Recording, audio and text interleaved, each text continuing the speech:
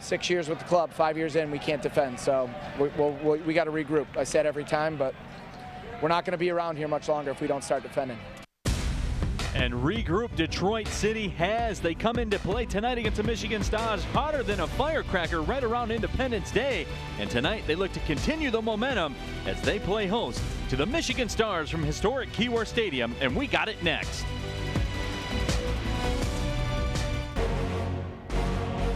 Good evening, everybody, and welcome to a very wet, historic Keyworth Stadium where tonight Detroit City FC plays host to the Michigan Stars. Alongside my broadcast partner, John Krieger, my name is Neil Rule. Happy to have you with us wherever you may be watching around the world. And John, for Detroit City, they stayed hot on Tuesday night. A 2-0 win over FC Indiana. It wasn't a Picasso, it wasn't a work of art, but they did what they had to do. You know what? It was a win for the city they represent. Gritty, they got it done. It wasn't pretty, and it could have gone a very different way if a couple of early chances by FC Indiana had been taken.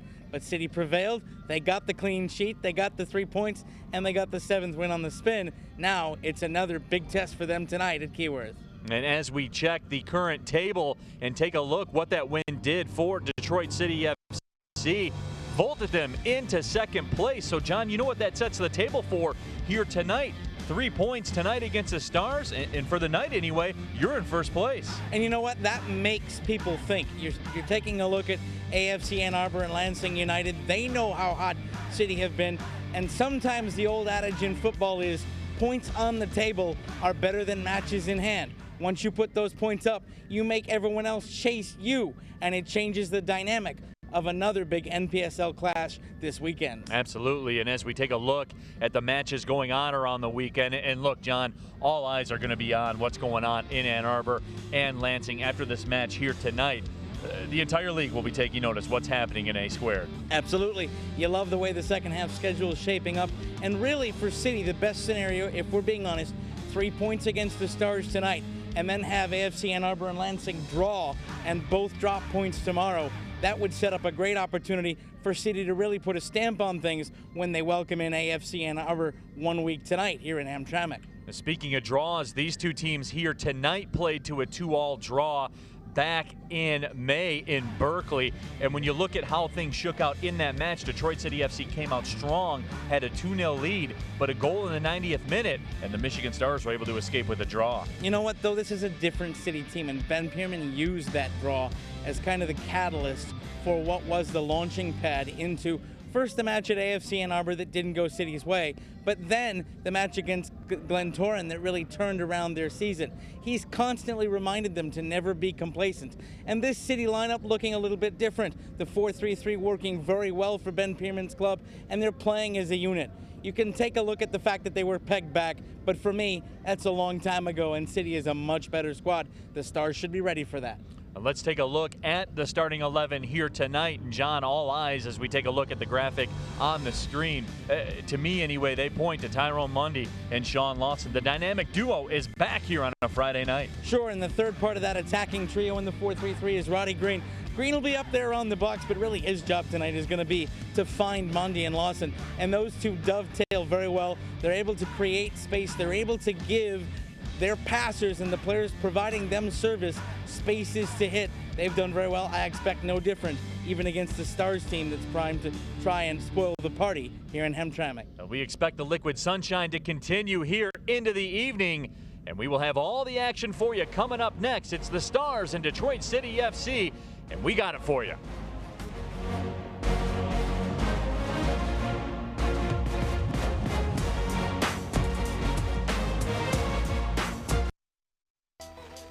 Live stream coverage of the Detroit City Football Club is brought to you by your Metro Detroit Chevy dealers.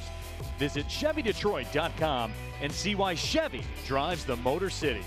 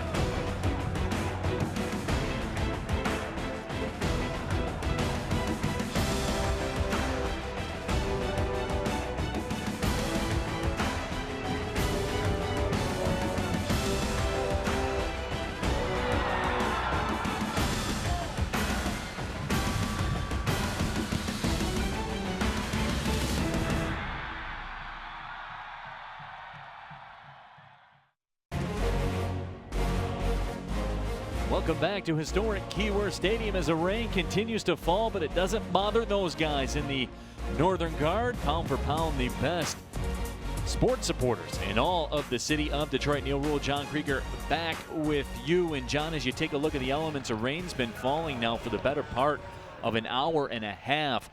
That certainly will have an impact in terms of the playing surface here at Keyworth. It will, and that's actually going to help City, I think, a little bit, because it will dampen some of the bounce on this artificial and very hard playing surface at Keyworth Stadium. It is no accident that in European professional leagues they water the field before matches. It cuts down on bounces, it cuts down on bad kicks, and it allows the ball to kind of skid through. When you're in a 4-3-3 like Ben Pierman likes to run and you're playing into space, that wet surface will allow better passes and nicer through balls coming in. Also, you're taking a look at the fact that the Michigan Stars are in a 4-4-2 tonight. City's in a 4-3-3. That attacking trio for Ben Pierman's club will have the ability to move quickly on this wet surface. It also makes sliding easier for the back line. All in all, I think it favors DCFC. John, when you look at Detroit City coming into this match, and we played the clip of head coach Ben Pierman talking after the Milwaukee game about how they had to get better defensively, and if they couldn't defend, they weren't going to beat anybody. You look at what they've done, especially in the last 5 matches. They've conceded just 2 goals in those last 5 matches. That man, Ben Pierman, it turns out he hit it right on the head. Yeah, absolutely he did. And his back line has shored up. And it started with a guy that has been on the NPSL Team of the Week at least once this season. That's Zach Bach. He really was, in the beginning of his season, a feast or famine kind of defender. He was a very aggressive defender. He liked to challenge, but sometimes he'd over-pursue. And when your center backs over-pursue, you leave a lot of people out to dry. Well, working with Ben Pierman this season, he's learned and matured to be a center back that's an anchor, to stay with the body, to make heads-up plays, and not to overcommit. And he's had to do so with the back line kind of rotating around him, and that happens again tonight. Spencer Glass, who's been one of the stalwarts on the back line for City, no longer with the squad, had to leave for other commitments, and so the back line scrambles again for DCFC, but Bach an anchor in the center, and he deserves a lot of credit for what the City back line has done. Had an extensive conversation with some of the coaching staff after Tuesday night, and really the crux of that conversation was, and I asked him, the crowd had left and the buzz had died down and everybody was making their way home. And I asked assistant coach Josh Rogers, I said, Josh, between you and I, were the heads hanging when you guys walked out of this stadium and you had a loss and 2 draws? Were the heads hanging a little bit? Was everybody secretly questioning where they were going to go and how things were going to go from there? And Josh looked me in the eye and he said, Neil, no, that head coach Ben Pierman told them all there's a lot of soccer left to be played and that we have tremendous opportunities still in front of us. It was a difficult schedule to start with for Detroit City FC, but they have really seized their opportunity. And tonight, as we talked about in the open, and we'll take a look at the table one more time to remind you, you see the way it stands right now, Detroit City FC with those 23 points. I'm not a math major. You guys know this. If you watch the broadcast, I never profess to be. But 23 plus 3 is 26, and 26 is more than 25. So essentially, you are playing for first place. Absolutely. We talked about it in the open. Points on the table, better than matches in hand. You see City also playing their 10th match tonight. They could go into first place and level on games with AFC Ann Arbor and make them do the chasing. Right now, we will send it to the PA announcer, Ted Shoemaker, as we will go to Walkout with LaRouge, presented by Metro PCS. This week, the players are joined by the Nationals Soccer Club. Sponsor of Metro Detroit Chevy dealers. Welcome you to tonight's National Premier Soccer League match. Please welcome Michigan Stars FC and your Detroit City Football Club. Alongside Detroit City FC for tonight's Walkout with LaRouge, presented by Metro PCS, are players from National Soccer Club. Thanks to Metro PCS, the official wireless provider of DCFC. And now for tonight's starting lineups, presented by Henry Ford Health System. For the Stars, number 1, Anthony Mwembia. Number 2, AJ Shaw. Number 3, Niall Higgins. Number 5, Michael Watunga. Number 7, Michael Pimlott. Number 8, Gael Kasum Samuna. Number 21, Andrew Dalu. Number 10, Naeem Charles. Number 4, Wilfred Williams. Number 17, Michael Beckett. Number 18, Taylor Fletcher. Head coach of the Stars is Morris Lepenick. He's joined by Nathan Smith and Eric Perella. Your officials for tonight's match are Joseph Susachka, Ben Goodman, Jacob Little, and Michael Coziera. And now for your hometown Detroit City FC's starting 11. In goal, number 0, Fernando Pena. Number 97, Tyrone Mondi. Number 44, Kervin Kenton. Number 19, Roddy Green. Number 9, Sean Lawson. Number 14, Zach Bach. Number 13, Bakey Goodman. Number 12, Luke Houseworth. Number 11, Troy Watson. Number 5, Stephen Carroll. And your captain, number 10, Cyrus Sadie. Head coach of Detroit City FC is Ben Pierman. Technical advisor is Klaus DeBoer. Assistant coaches are Jordan Andrews, Josh Rogers, and Brett Mullen. Now, ladies and gentlemen, please rise and remove your hats for the national anthem, led by the Detroit City FC supporters section.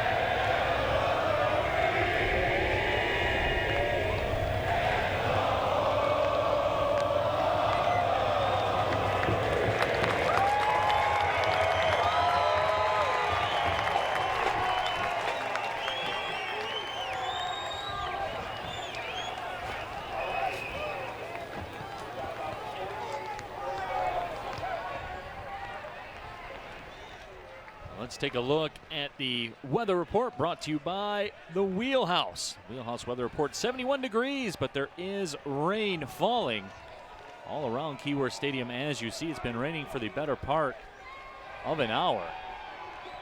And it doesn't look like it's going to stop anytime soon, but at the very least, everyone's got their umbrellas out. They're not letting that stop the party here tonight on a Friday night at Keyworth Stadium.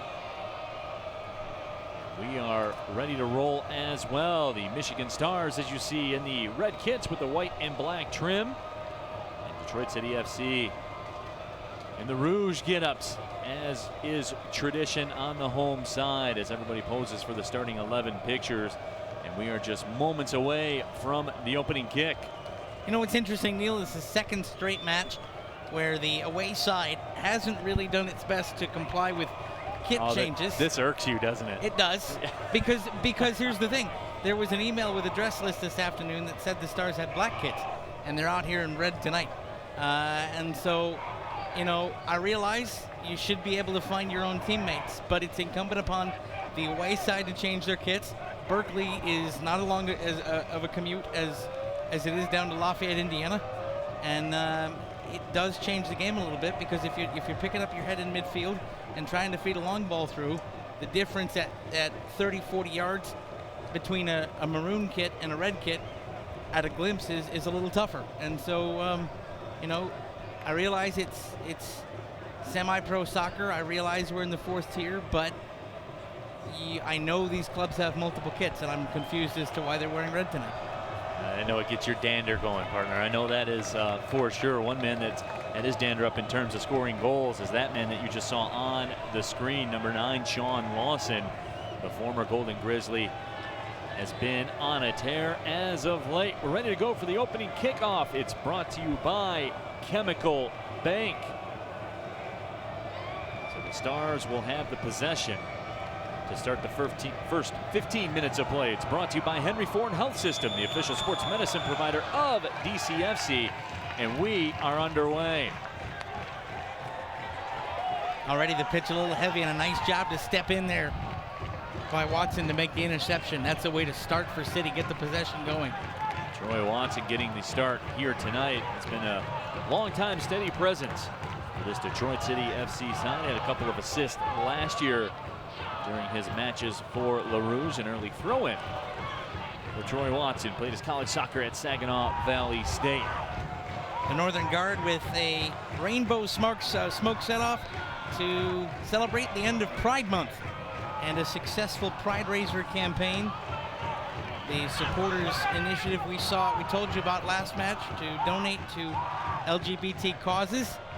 It has raised several $1,000s in pledges for DCFC's goals during the month of June, and they send off the rainbow in support of LGBT rights. Well done. Absolutely, I second that. Well done. On the almost with the interception of the pass. Instead, it trickles over the line, and the throw-in coming to the Stars. And there's a look at the Northern Guard. You know, I have to say, and I said this after Tuesday's match on Twitter, and I say it again tonight, they deserve the 12th man award for the week, really, because a lot of them had a less than 40-hour turnaround between getting off a bus from Milwaukee at about 5 in the morning, coming back from Wisconsin on Monday morning. They went to work, went home, rested up. We're here strong on Tuesday, and the rain hasn't kept the guard away tonight. We always say they're the best supporters, pound for pound in sport, but they're proving it this week. They love their club, and nothing's going to keep them away here.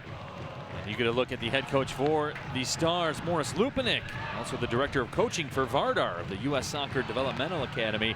He was inducted into the Oakland University Hall of Honor in 1990, one of the best goal scorers in the history of the Golden Grizzlies program. That was back in the Division II days. Since that time, obviously Oakland moving forward into Division I and having great success.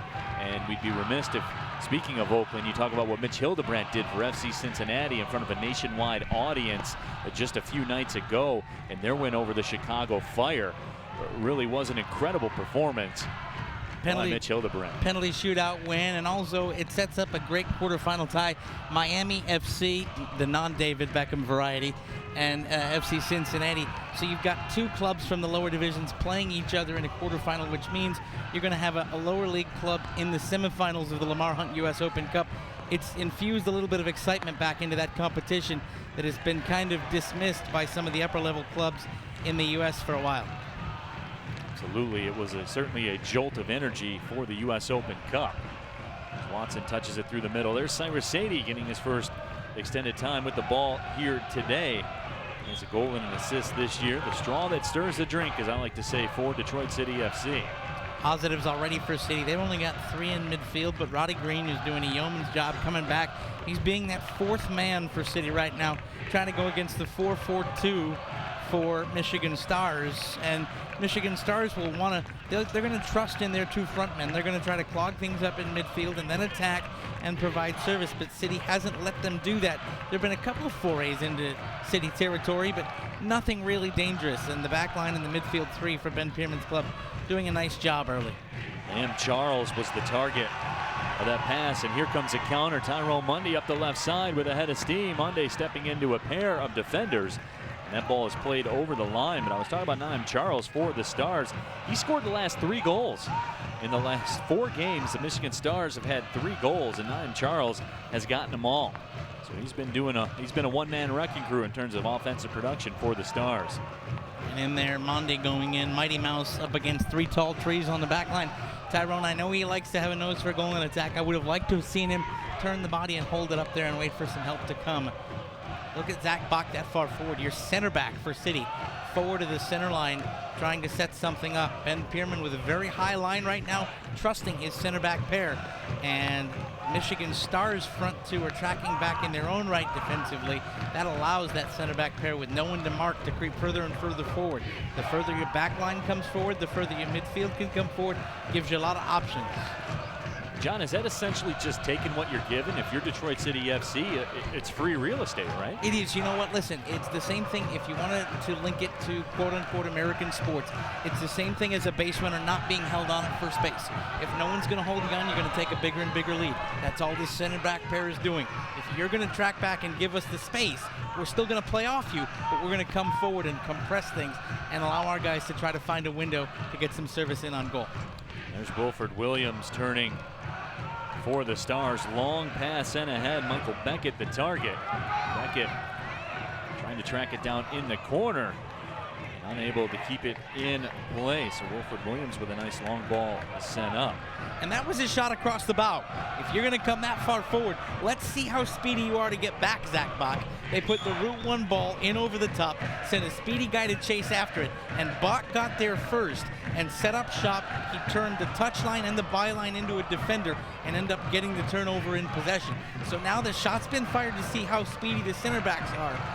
And Zach Bach right there has responded. He says, you want to hoof it over the top? I can still track back and be with your guys. Michael Beckett, the target there, the youngster out of Michigan State. Now, local soccer fans may know that name. He was a standout at Orchard Lake St. Mary, scored 32 goals as a senior. And here comes Tyrone Mundy in, settles it down in the box. The chip is in the back of the net. It's a goal for Tyrone Mundy.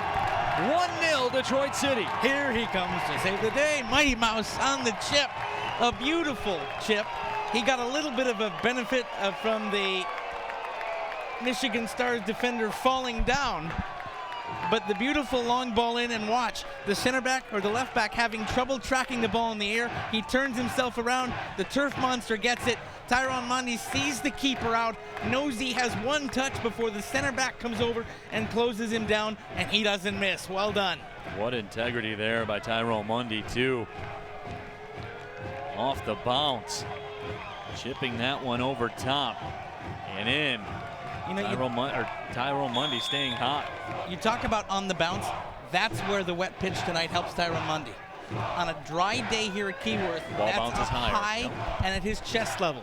But on a night like this where the pitch is wet, it's saturated, that's only going to come up to about his knee, his waist. He's able to get up, put the boot on it, and get the chip. That's the rain giving City the assist to make it 1-0. DCFC off to a quick start here tonight. This 1-0 lead over the Stars. So head coach Morris Lupinik and the Stars have their work cut out for them as Mundy, leading the squad in assist, finds the back of the net.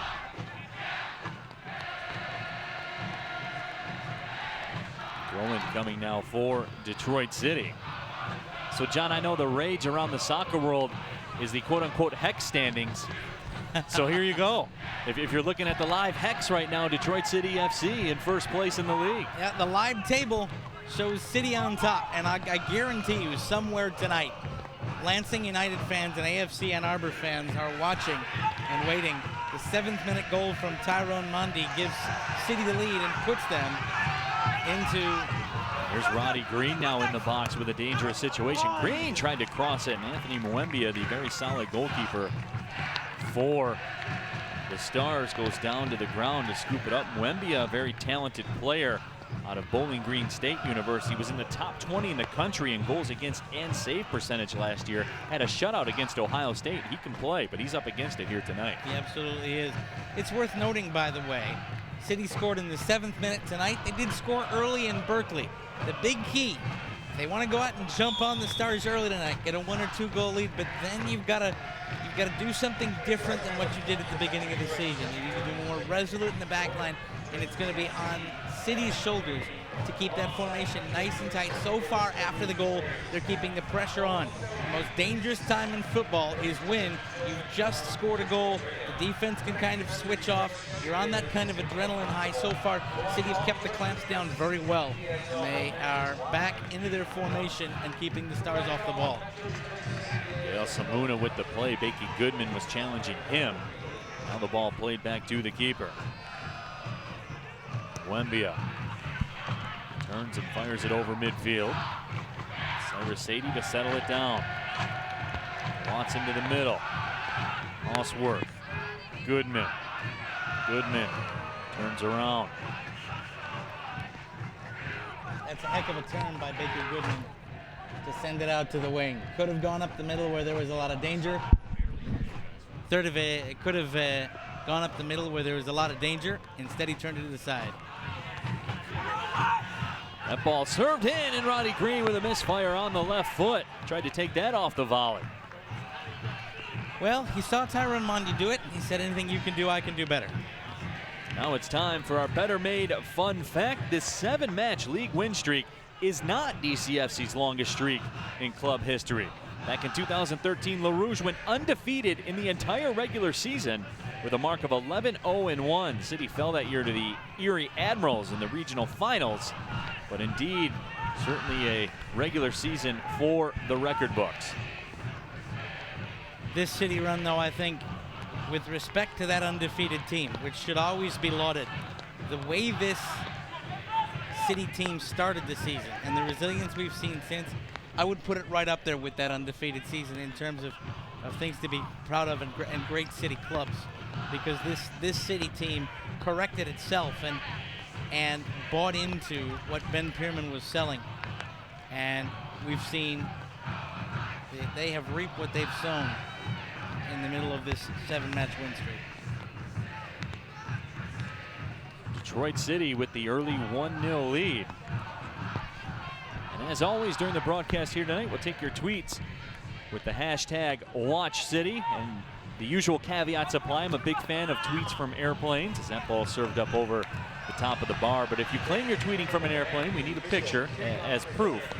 But tweets from airplanes go right to the front of the line. How about a tweet from an airport where John Mazzena is watching? He's stuck at MSP tonight, and he's got the laptop open in the boarding area. So he is at John Maz and watching us tonight.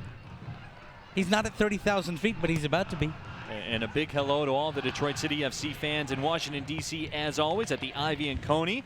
I understand the watch party is in full effect. Also, got a tweet, there's a watch party tonight in Petoskey, Michigan. A lot of folks going up north for the holiday weekend, getting their festivities turned on a Friday night with Detroit City FC, and we're glad that we're along with you. Now look at that nice job coming down the wing for City by Troy Watson to keep the midfielder along the touchline and not allow service to come across.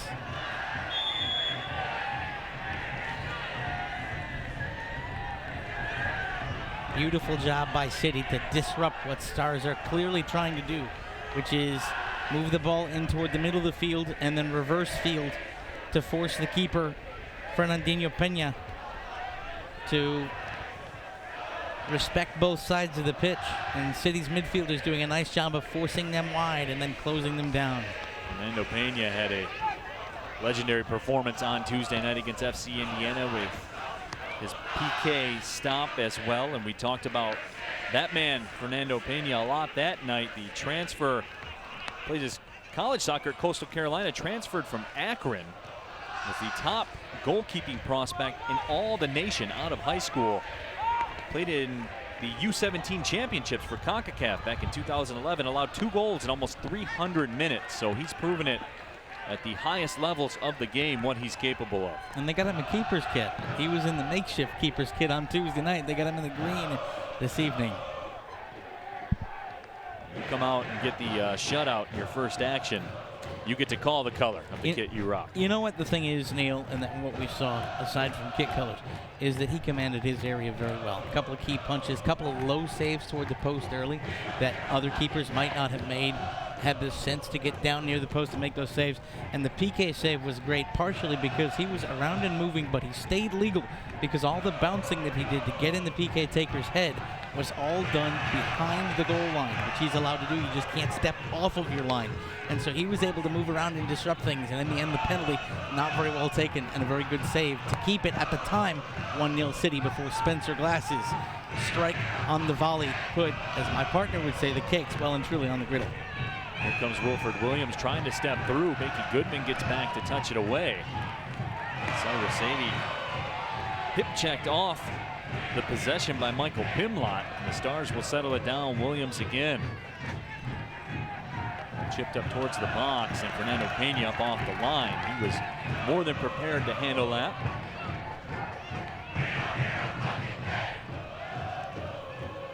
Now Detroit City FC trying to build some possession in their own end, and here comes Cyrus Sadie with some space.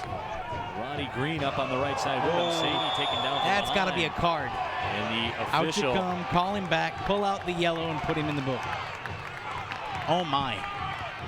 You Pimlott will lucky get off lad, with sir. just a warning. The next 15 minutes of action brought to you by Fago, the official pop of Detroit City FC. And I have a feeling the conversation going on with the officials right now is why there wasn't, with a tackle from behind, a card given. He comes in from behind, one leg in, stud showing, catches the man, and doesn't draw a booking. That's an interesting decision.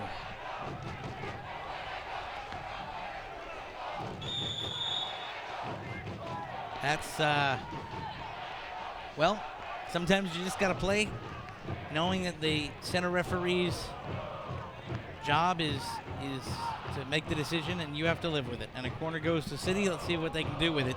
Leading 1-0 here in the 16th minute. Tyrone Mundy will step over. Mundy's got good bending balls. Let's see if he sends one to the back post. So Mundy sizes the situation up, gives a signal, and puts a boot to it, curls it towards the post. Buendia knocks it down with a fist and recovers. And that's the difference between Pena in the other end and Wembia here. He comes in, was never really in position to make that catch, didn't parry, didn't punch, just knocked it down. If there'd been any City player near him, that's 2-0. Meanwhile, on the other end, we saw Pena on Tuesday night come out, a good punch clear that put it 30 yards from goal on a bounce. And so that's the difference in the two keepers between the sticks right now. The officials here tonight, Joseph Sachowski, Ben Goodman, Jacob Little, and Michael Koziara is the fourth official. And the fourth official still with an ongoing dialogue with Ben Pierman. He wants that retroactive yellow from the Cyrus Sadie incident. He's not going to get it. At least it doesn't appear now. It's not to say that he'll make up call. If I were the Michigan Stars, I would tread lightly, especially over the next 10 minutes. Sure, absolutely. And you've got a situation here where City still have the lead. I mean, the card doesn't really necessarily, or the lack of the card doesn't necessarily hurt them all that much. But it does set an interesting standard for this match. A.J. Shaw will throw this one in, another former current Golden Grizzly on the staff for the Michigan Stars. He started 9 matches for Oakland last year. And here comes a counter. It's Tyrone Mundy off to the races again, and a touch lets him down as Buendia comes out to make the grab. And Tyrone Mundy put a little too much string in the yo-yo. Just a little too heavy there for Tyrone Mundy. He was off to the races. Keep it on your boot. Try to go around the keeper there, but it rolled off, and Wembia comes out and is able to, luckily, collect. Sean Lawson will win a corner as he turns and tries to cross. Boy, Sean Lawson went through about 3 defenders, and here's Tyrone Mundy in the touch. He's away and does a nice job to jump over the keeper there, but he's in on goal. Jean-Claude Lawson there. Look at some beautiful music as well.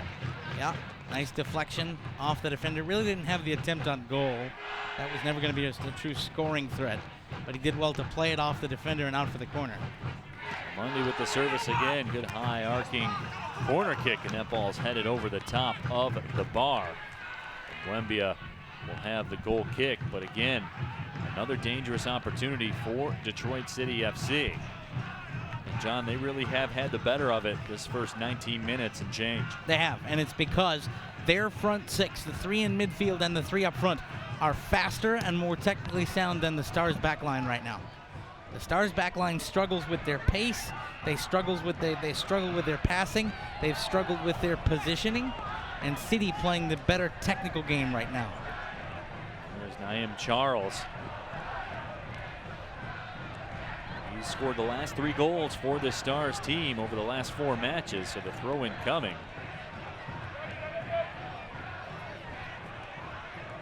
See, and Stars here already taking their time. You're going to see a long throw come here. He's backing it all the way to the wall so he could try to throw it into the area. And City's defenders just sat back and let the throw come and cleared their lines again. So A.J. Shaw will try it again. And this time he's going to just launch the short little toss in there and try to set something up.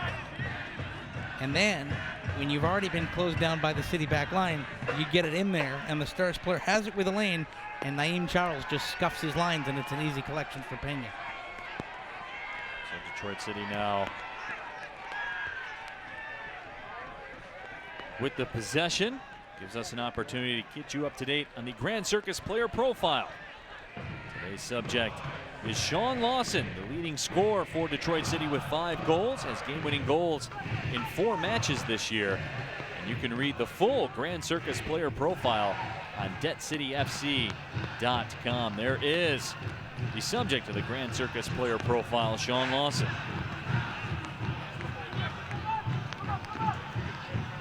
And Lawson has been a driving force during this City streak, this City 7-match on the spin performance. With a great nose for goal and a good man to lead the line up front. Becky Goodman with it. He will cross it into the box, and Roddy Green unable to get the proper elevation to knock that one down. That ball trickles over the line, gives me an opportunity to get you caught up with some tweets coming in with the hashtag WatchCity at NGS Harvard Yard. Greetings from Greater Boston. Excited to watch Neil Rule and John Krieger and the stream team for Detroit City FC. NGS in Alamo City. San Antonio is in rouge and gold tonight with the hashtag WatchCity. At Sticky Flapjack tweets in as well. Come on, DCFC, keep the streak going. I'm watching from Brighton, England tonight. Looking forward to watching in person against Ann Arbor.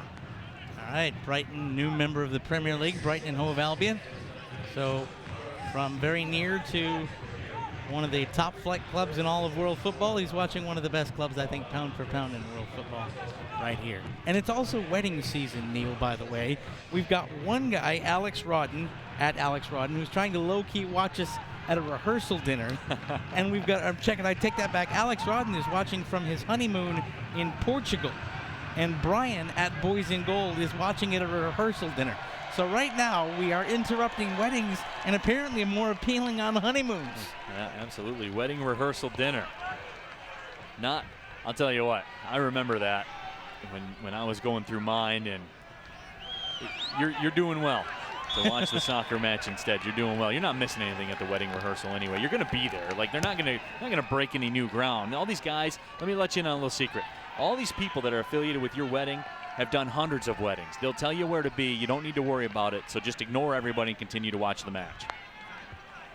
You know what? I'll keep that in mind down the road. So there's Mwembia playing it out. We're here in the 23rd minute. 1-0 Detroit City FC with the lead. Neil Rule, John Krieger with you. Lindsey Pearson's our sideline reporter.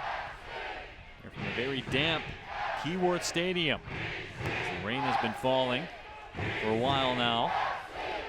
Becky Goodman settles it down. Detroit City trying to build some possession through the middle. Sean Lawson. Now it's Roddy Green turning. Goodman on his left. Touches it up for Goodman. Goodman turns and fires, and a diving save made by Mwembia. And the ball trickles tantalizingly close to the left post. And that all started, you're going to see, look at Roddy Green. He is in no position to win that ball and out physicals it anyway. Great little touch to Becky Goodman, who does a great job to just slow it down, pick his head up, and choose his spot and earn the corner. Mwembia with a double punch of the fist to clear that corner. Cyrus Sadie settles it down.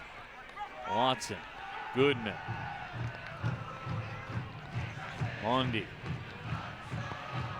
Mondi serves. Mwembia with the punch out again. Detroit City FC now breaking up the heavy artillery against the Stars. Already with the 1-0 lead, John Krieger, but don't tell them that. They are coming loaded for bear. Now they continue to buzz. Look, I don't want to be a tactician and overrule Caesar on the DCFC bench. But if I'm a DCFC midfielder or frontline man, I'm going to keep making my runs to the back post. There have been a couple punches there where Mwemba in the Stars net has not looked sure of himself, and he's gotten away with it because the City players, once the shots have been taken, have peeled off to guard against the counter. Here's another look. There it is. There's the punch. Nobody here from City. If any of those players in that frame there make a run toward the back post, you put it off a head and onto a boot, and it's an open net. They can be more aggressive. I don't think the Stars' front line right now, from what I've seen, has the pace to beat them and beat the center back pair right now on the counter. Take some chances. Lundy with the service. Into the box yet again. All the Stars trying to mount some kind of counter, and here's Michael Beckett turning with it. There's no help, but now finally up the left side in a blaze. That help comes, but nothing comes of it. Andrew Dalu unable to maintain control. We got another guy, by the way, watching on his honeymoon in Traverse City, and his wife was the person who got the stream to work, and that's Superman. That's Superman NGS. Apparently we're a hit for bridal parties. Yeah, I guess and so. Wedding parties and honeymoons. So in the middle of the field, there's Luke Hollisworth with it. One of my favorite Watch City tweets, Chris McDonald. I'm watching with my brother from Ohio, Lame. Come on, City. There's Cyrus Sadie with the possession on the right wing. Sadie going one-on-one. Oh, great touch to space. And it's all the way through, and it's in the back of the net. It's a goal for the City. It's a goal for Roddy Green. It's a goal for Roddy Green, but the praise should go to Cyrus Sadie, who put a feathery ball in the epitome of the 4-3-3 way of running. You put the pass to space, and you let your guy run on the end of it. Look at that right there, and the little dummy through. And the fact that Sadie was able to put that ball in space, and you had a man coming across, the little dummy through, and it's a tap in for Roddy Green. But it all started with Mr. Everything for City for a lot of years, Cyrus Sadie, with a heads-up play to set the dummy up with a feathery ball on the wet ground here at Keyworth. So Detroit City right now, maybe one goal away from getting the horses out of the barn early here in Keyworth Stadium. 2-0, now the lead. There he is, Cyrus Sadie, with a beautiful touch and some great physical play in midfield. And the fact that he was able to put that ball in with enough pace to get through, but slow enough to make the defenders respect the dummy coming across and commit to try to close that man down. And when it got sent through, Roddy Green waiting on the back end and nobody there to pick him up. And it all started with the perfect weighted pass from Cyrus Sadie. Here comes Taylor Fletcher to toss it in for the Stars. Their backs really to the wall here. 27.5 minutes down, they're in a 2-0 hole. And not really showing a lot of signs of life offensively. But they have no choice. Now the key here for City, Neil, is to not let history repeat itself.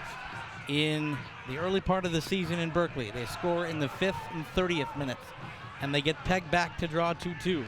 Here tonight, it's the 7th and 26th minutes, and you're up 2-0. You have 60 minutes of football left to play, and you have to play like it. You have to play like it's 0-0.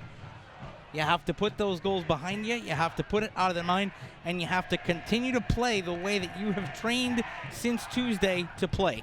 You have to keep your shape. You have to keep attacking. It's not the time to put players behind the ball. It's the time to buzz forward and keep going.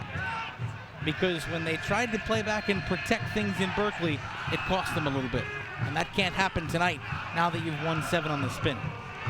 Well, Samuna plays it up ahead for the Stars. Samuna was on the America East All-Rookie team at Hartford last season. There's a look at Kervin Kenton on the screen, a guy who is steadily climbing the Beard Power Rankings, as a matter of fact.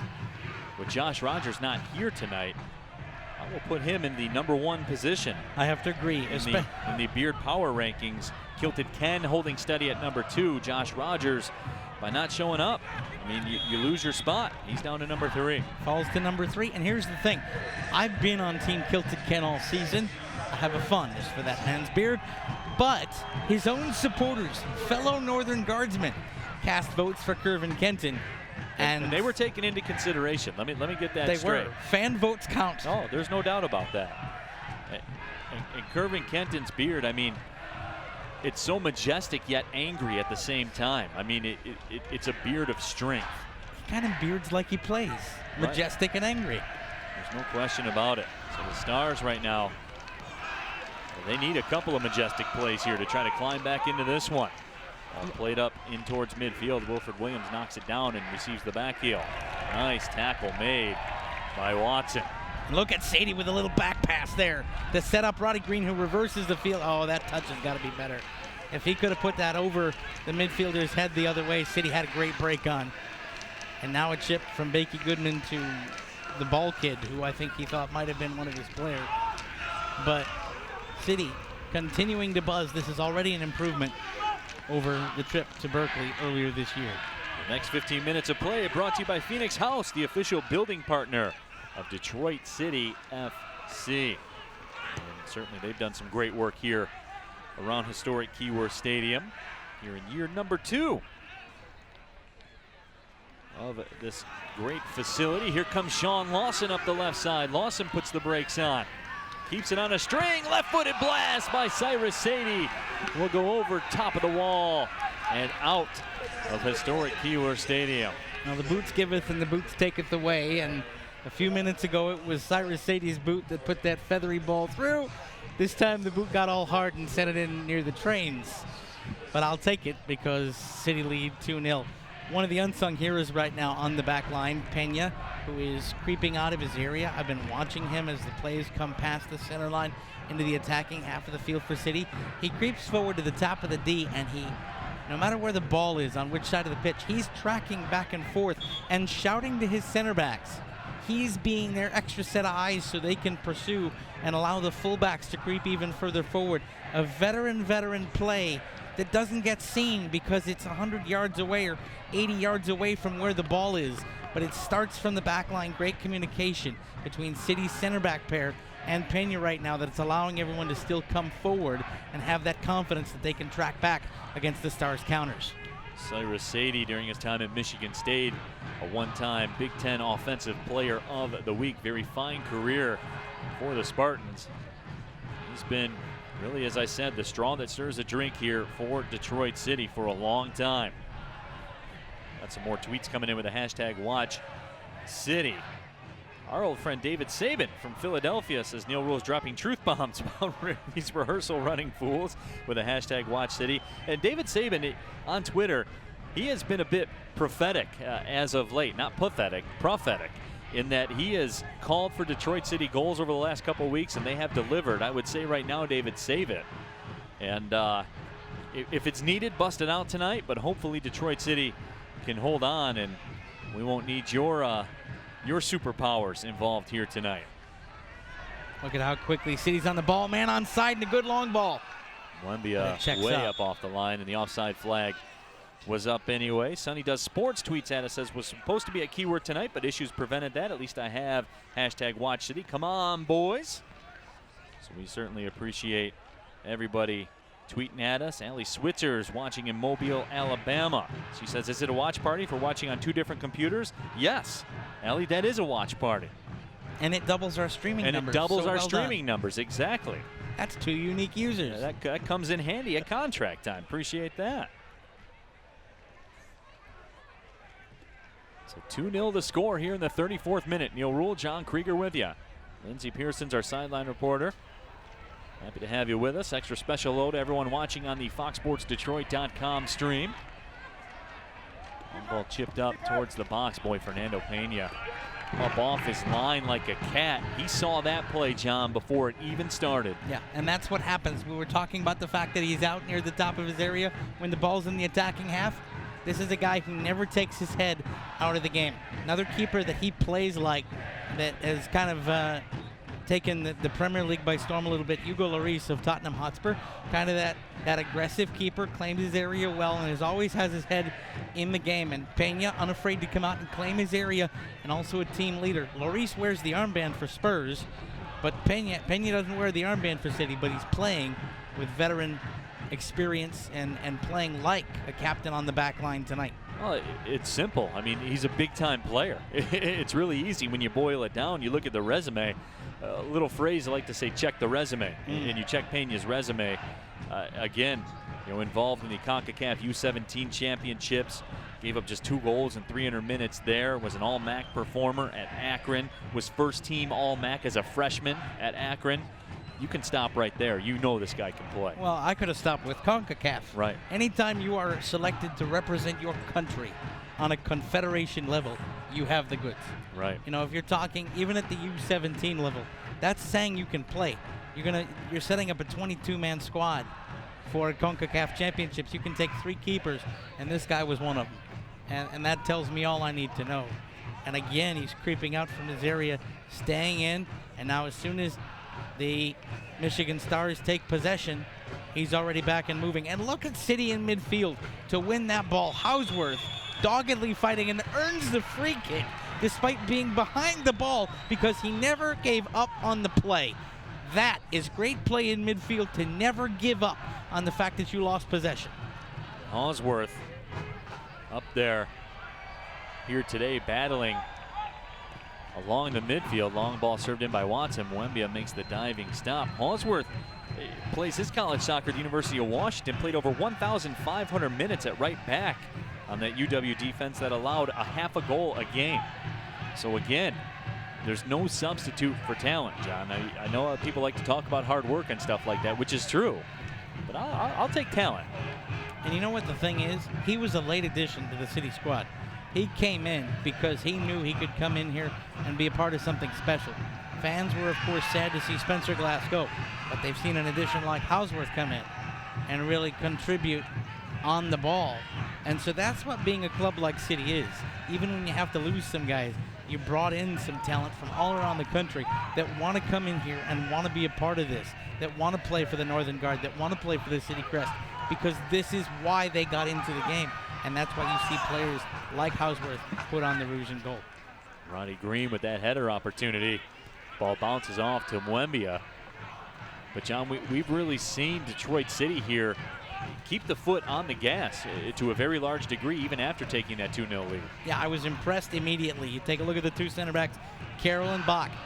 The tendency, as Stars try to go over the top, and it is dismissed by Watson, who tracks back expertly, and Cyrus Sadie already down on a defensive crouch there to shut down a passing lane. As Stars try to get something up, and then Hausworth again stepping in. Nothing going in midfield. Sean Lawson trying to track down the through ball, and that could be an own goal as it trickles towards the post. But Mwembia able to recover. The question, boy, the Stars made a mess of that clearance. They did, and that's what happens sometimes when you're pressing a little bit. You take a look at this. You're making a little back pass. Your keeper doesn't expect it. He clearly wasn't expecting the ball to come back that way. He wasn't in position, though. That's the difference between him and Pena. Pena wouldn't have been that shaded out of position to where the back pass would have been that much of an issue. You have to keep a more central look when you're in a situation like that, and he was out of position. You asked me, though, about City keeping their foot on the gas, and the answer to that is this. And I knew they were keeping the foot on the gas when they got the second goal. That back line stayed forward. Carroll and Bach stayed forward. The fullbacks kept coming forward. The first signs of taking your foot off the gas as a football team is when that back line takes the extra step back because they have the 2-goal lead. City's back line hasn't done it. They've kept right going the way they've been supposed to. Ben Pierman will be pleased with that. Cyrus Sadie settles it down, but Wilfred Williams comes back to collect. There's Michael Beckett on the left side, but instantly Troy Watson steps in and erases the threat. And remember, this is a 3-man City midfield going against a 4-man Stars midfield. Doesn't look like it tonight. Nope, not at all. And that's pace and that's skill. When you can put your 3 midfielders without the forwards having to track back all that much, and they can dominate against a 4-man set on the other side, it says an awful lot good about your club. More tweets coming in with the hashtag WatchCity. Mike White on Twitter. Forget the forecast. DCFC is making it rain goals here tonight. At BMarsh013 says, I'm watching Detroit City FC at Hopcat. Hashtag WatchCity. Appreciate everybody checking in here tonight. Everybody away getting their 4th of July weekend plans kicked off. So again, we appreciate everybody. City setting up a free kick here. Hausworth going to step in and take it. Stars playing a relatively high back line, keeping City out of the area. Give Mwemba enough of a chance to see the ball. City play it short. And look at Mondi. Mondi tried his cross, but misfired with the right foot. So the goal kick awarded. Almost 40 minutes down. 2-0 the score.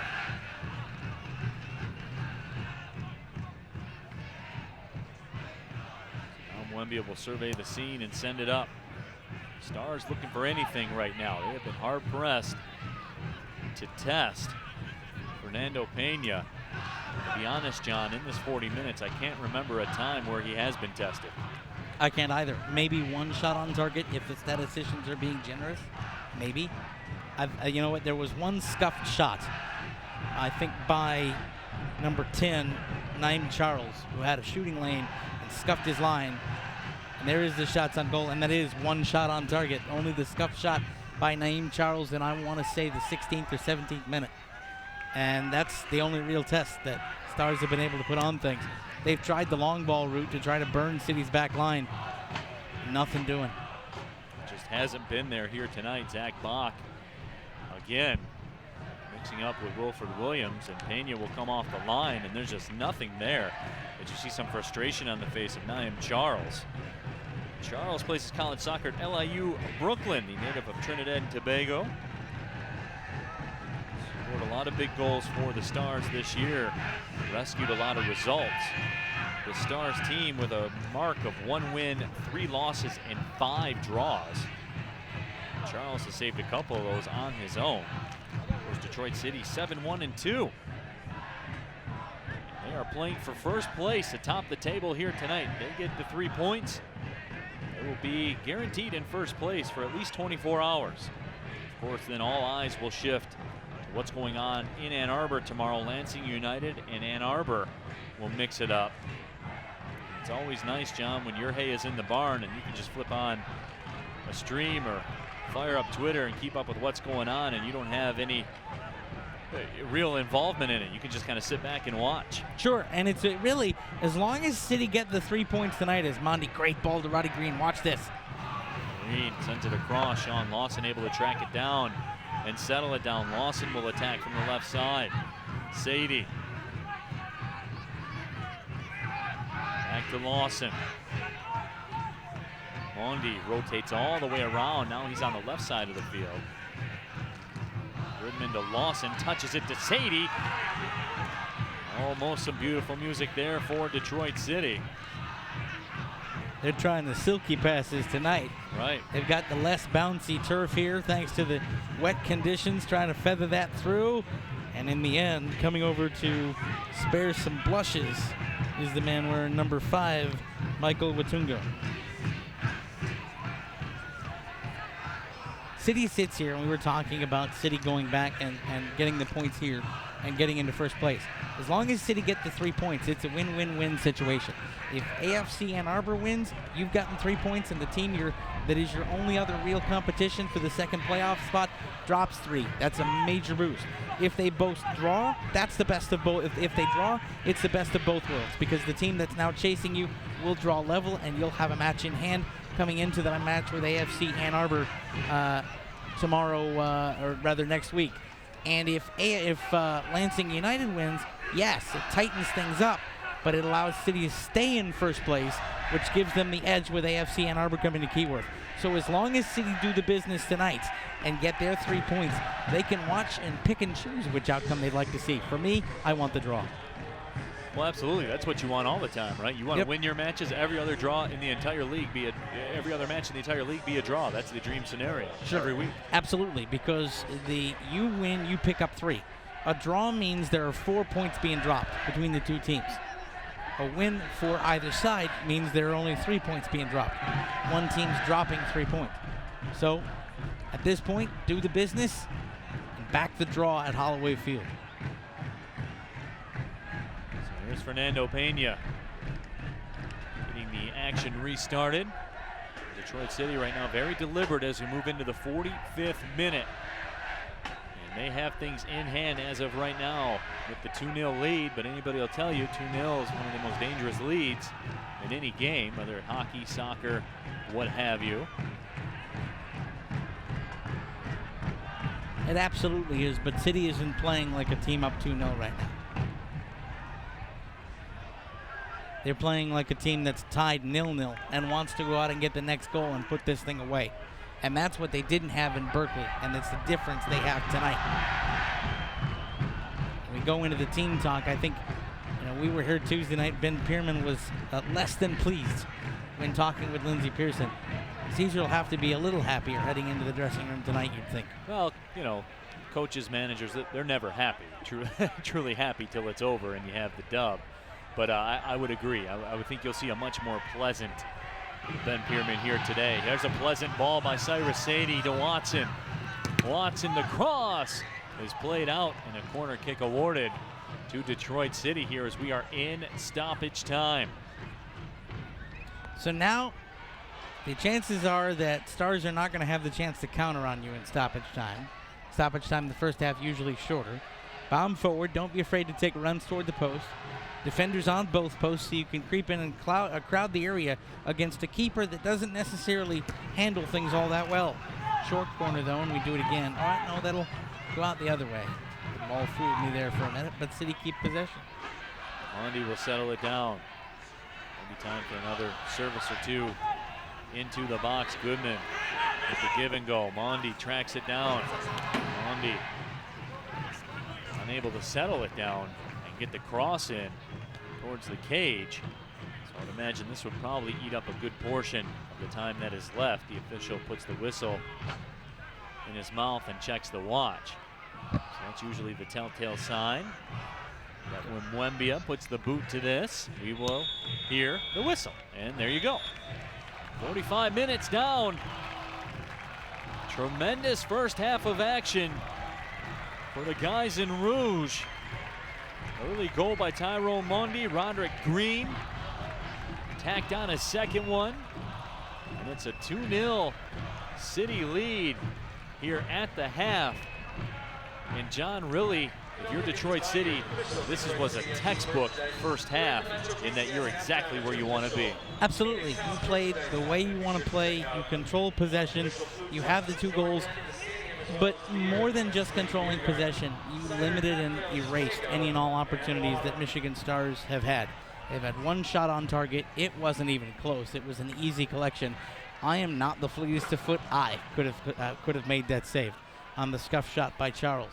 When you can hold your opponent to that kind of ineffective play, it's a good thing.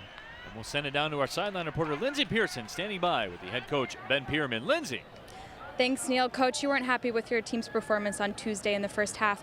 What did you see from there tonight? Yeah, we played very well. I thought we were fortunate to get that first goal. There might have been a foul there, but, with all the things that go on, you just have to take the breaks. And then, I'm not sure what minute we scored, but after that, we really, really played well. We moved the ball very, very deliberately. Guys in their angles, second balls. Bakey, Luke, and Cyrus have run the show in there. So our ball speed's tremendous. We're playing very well. I think you hit the nail on the head there. We were not happy with how we played Tuesday. Sunday with a half-broken squad, we played well in Milwaukee, and then I thought we were going to respond Tuesday, but we responded well tonight. Tough stretch of games here. Our guys, all 11 of those guys and the 7 or 8 on the bench have been dialed in. So the problem with that is it's just one half. We got 45 minutes against a really good team, and they're going to be pretty ticked off that, maybe they thought they could have had a foul go their way, and then maybe the game's different. But I think 2-0 is a fair score. We've played really, really well. Their goalkeeper had 2 unbelievable saves. So, I think it evens out, but I think in the end of it, we got to push for 45 minutes. I don't know if there's any changes we need to make. I don't know if there's anything. My bet is they'll step and press us a bit higher. They'll bring in some legs and provide energy, but second balls, winning the second balls, and then playing out of it. That's going to be the key. Thanks, Coach. Good luck in the second half. Neil, back to you. Thank you very much, Lindsey. So 2-0 Detroit City FC with the lead. In a first half that was a good reason to dance. The Northern Guard were fired up despite the rain that was falling. Detroit City FC with a dominant performance through the first 45 minutes, and they will take a 2-0 lead into the locker room. We'll take the break with them, come back, get you the second half of play. City just 45 minutes away from first place in the table. DTE Energy is committed to giving back. So DTE employees volunteered thousands of hours, working in over 450 communities. than 280 charities across Michigan. Why? Because we don't just deliver energy. We want to empower people in the communities where we live and serve. DTE Energy. Know your own power. I love helping people get what they need. So when you order with ClickList from Kroger, I make sure you get everything you ask for, just the way you like it. Whole organic milk? Done. 2 ripe bananas and 1 green. And today's fresh bread? Got it. With ClickList, I'm your personal shopper, so you can trust me to pick out exactly what you want, bagged and ready for when you arrive. Try ClickList at a Kroger near you. Order online, pick up curbside at store with same-day pickup now available. Visit Kroger.com/ClickList.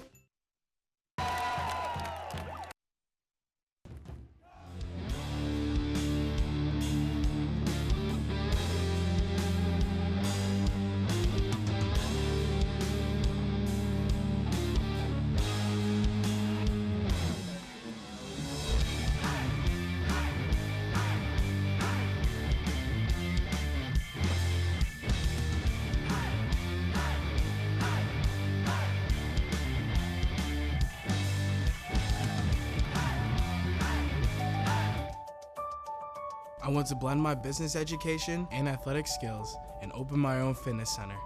At Lawrence Tech, I'm learning how to research, present, and to really think like an entrepreneur. And I love the small college feel here, where there's always something to do.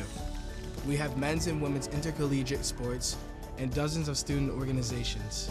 I can't wait to apply what I'm learning here in the real world. Lawrence Tech, possible is everything. You guys are ready? Oh, you guys are ready! Ticket, please. Of course, I got it right here. There's nothing there. It's loading. It takes a little bit. Just give me like a minute, guys. Here's my ticket. It's starting. Mine works. Bob realized his network coverage was a no-show. That's why he switched to Metro PCS, because he figured out he gets a network that's more reliable than ever, covering 99% of people in the U.S. Switch now and get 2 lines for only $50 period, plus 2 free Samsung Galaxy phones. Metro PCS, wireless. We're a 4-year-old company, but we've just moved to the city about a year ago, and we renovated an old stamping plant here in Detroit. And we're focused, and our mission is to create and design super efficient homes and urban infill buildings using the methodology of Passive House, and package that into a pre-built shell that's made here in Detroit. And we're allowing to do different creative designs, again, for single-family urban infills, made in the shop in Detroit here. Everything we take is from design to rough frame to putting the layers on in the shop. So we actually create the wall panels here in Detroit in our shop. We load them up on that fancy trailer, and then we ship them out to the site like we did today. We discovered DCFC was about early or late last year, and we didn't have our building squared away yet last year. So really wanted to come on strong with you guys this year, and just really be a supporter of the team. With your new move, that's fantastic, and be able to help any way we can, which we thought was kind of a creative use, is just to have a way to have some outside. So we're excited to be here with your new stadium this year. So today we're putting together the prefab shell. It's consisting of wall panels, roof panels that we made prefab in the shop. And so everything's pre-insulated. It comes with some siding and a weather-tight layer. So that's what we're working on today to get that wrapped up and weather-tight today. Some of the science we baked into these panels, into the roof design and details, is extra thickness for extra insulation, which allows us to have a higher R value and something that we call thermal bridge-free detailing. So everything is going to be what we call super insulated and airtight, and we're able to do that on these walls and roof panels that we've pre-built in the shop. It's going to be good. It's been a couple weeks here preparing. We're really excited. All the guys are actually pretty excited. I saw them taking snapshots with their phones and stuff, but it'll feel good to see when it's all wrapped up, it's weather tight, people can go buy their merchandise.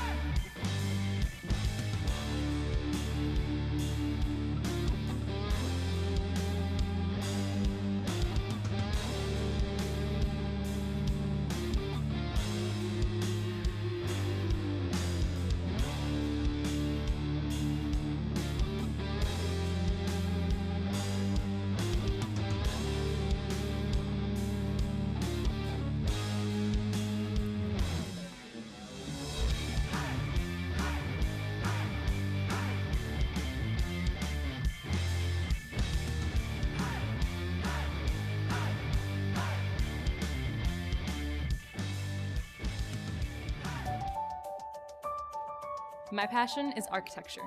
I don't want to sit around passively studying. I need to create. In our architecture studios at Lawrence Tech, we collaborate with students, faculty, and professionals from around the world. And from day one, we design using the same industry standard software that architecture firms use. I really feel like I'm designing my own future here. Lawrence Tech. Possible is everything. DTE Energy is committed to giving back. So DTE employees volunteer thousands of hours, working in over 450 communities, with more than 280 charities across Michigan. Why? Because we don't just deliver energy. We want to empower people in the communities where we live and serve. DTE Energy. Know your own power. I love helping people get what they need. So when you order with ClickList from Kroger, I make sure you get everything you ask for, just the way you like it. Whole organic milk? Done. 2 ripe bananas and 1 green. And today's fresh bread?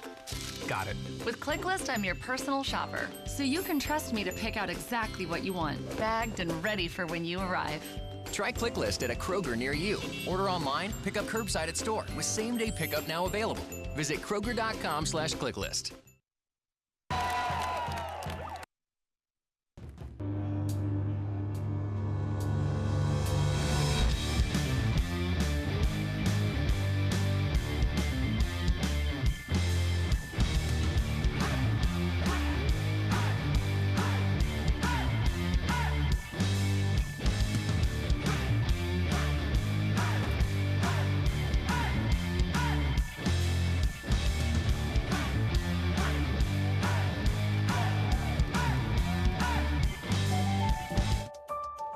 I want to blend my business education and athletic skills and open my own fitness center.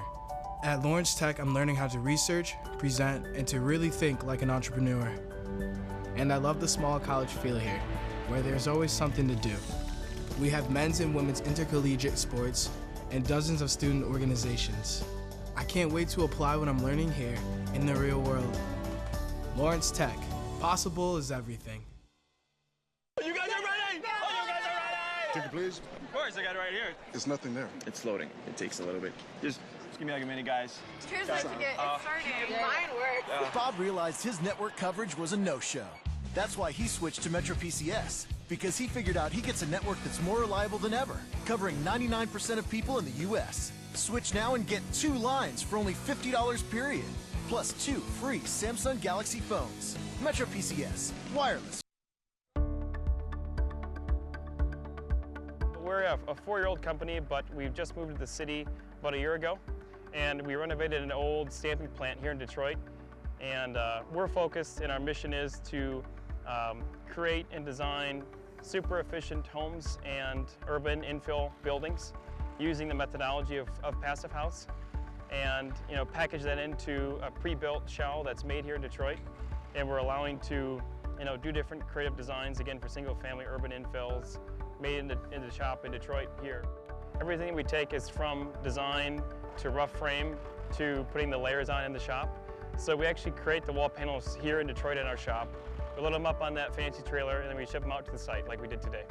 We discovered DCFC was about earlier or late last year, and we didn't have our building squared away yet last year. So really wanted to come on strong with you guys this year, and just really be a supporter of the team.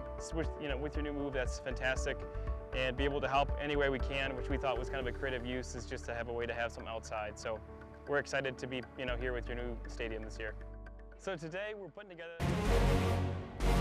Welcome back to historic Keyworth Stadium. Neil Rule, John Krieger back with you. Detroit City FC with a 2-0 lead over the Michigan Stars. Tyrone Mundy with the goal to open things up. Roddy Green tacked one on as well, as we take a look at the DCFC halftime report, brought to you by Metro PCS. And John, as you look at these numbers that formulate the Metro PCS halftime report, a justified scoreboard right now in that 2-0 lead. Detroit City FC dominating really every facet of the game. Absolutely they are. You take a look at those 4 numbers. The biggest number for me, the second one from the top, shots on target. You can take shots all day. It's shots getting on kids, shots getting between the sticks, and it's 6 1. And then you look on the other side, 1 shot on goal, 1 shot total in 45 minutes. And so far, Fernando Pena, not that I want to, put any pressure on the young lad, but he's got 135 minutes in the books. He has yet to allow a goal for City. He gets a lot of help from his friends along the back line, but I'll tell you what, the City defense and the City midfield especially, you heard Ben Pierman say, really, really, really, really well formed today and shutting down anything from the Michigan Stars perspective. There's no question about it, John. When you look at the way that this game has shook out as we take a look at the first half highlights brought to you by Metro PCS, Detroit City has really dominated in the midfield. I know the score is 2-0, and I know that Pena hasn't allowed a goal, but Detroit City has been a dominant force in the midfield of this match. And here's Tyrone Mundy with the quality chip right over the keeper into the back of the net. That put DCFC up 1-0 in the early going. Detroit City was not finished just yet. Anthony Mwembia under a lot of heavy fire. And Cyrus Sadie with the touch to Mundy. And here you see Tyrone Mundy has it go just off the end of his foot. Jean-Claude Lawson was shaken and baking as well. But again, John, you notice a recurring theme here as Roddy Green will ultimately finish the finish the first half out with the goal. Roddy Green there scoring. But Anthony Mwembia has been under heavy, heavy duress all match long. He has, and he hasn't handled himself that well also. And as I'm watching the highlights, you pick up another thing there that I didn't notice really in the first half, and that is the tendency by the Michigan Stars back line to over-pursue.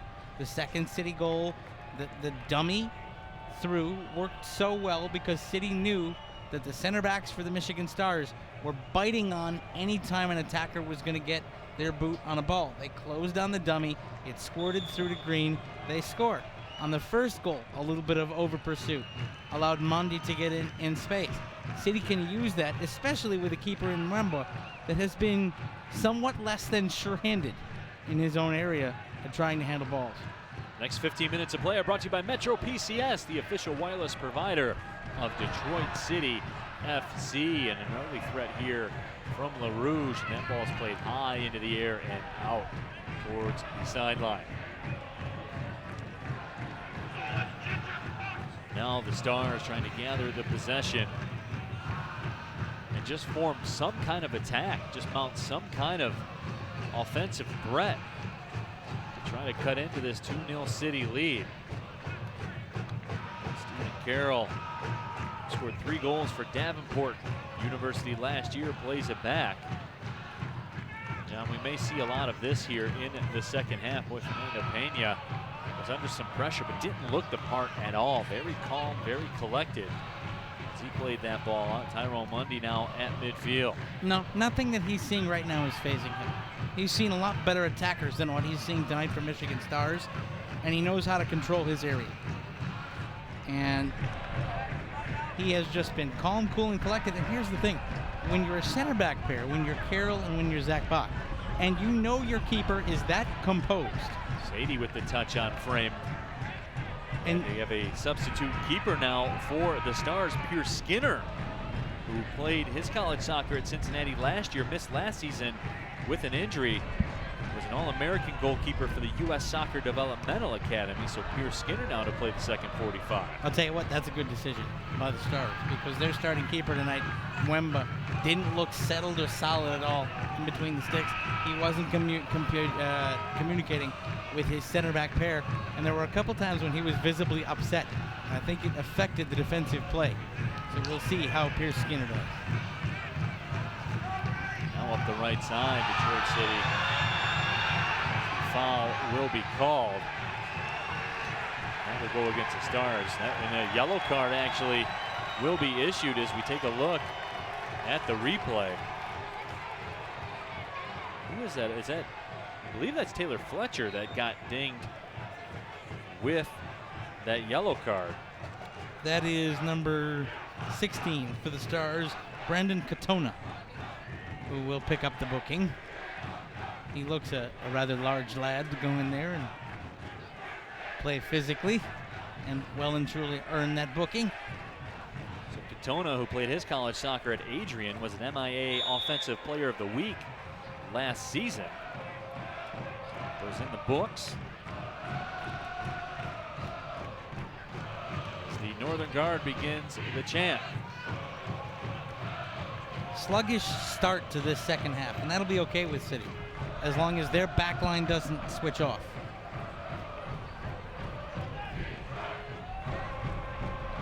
Now, trying to get through midfield. Nice job to win a ball and play it into space. And look at Zach Bach come over and track in. He put on the afterburners and stayed in front and made the big body block, and there's service to the back post that gets cleared away by more track back defenders. Zach Bach came over and was huge to deny the initial service that Michigan Stars wanted to make with Naeem Charles. Lawson on the move up towards the box. A.J. Shaw with a nice recovery. Boy, Shaw got cooked by Lawson and then recovered to take it away, but then Lawson strips it back and fires a shot, and the save is made by Pierce Skinner. Roy Lawson made a bid for another goal.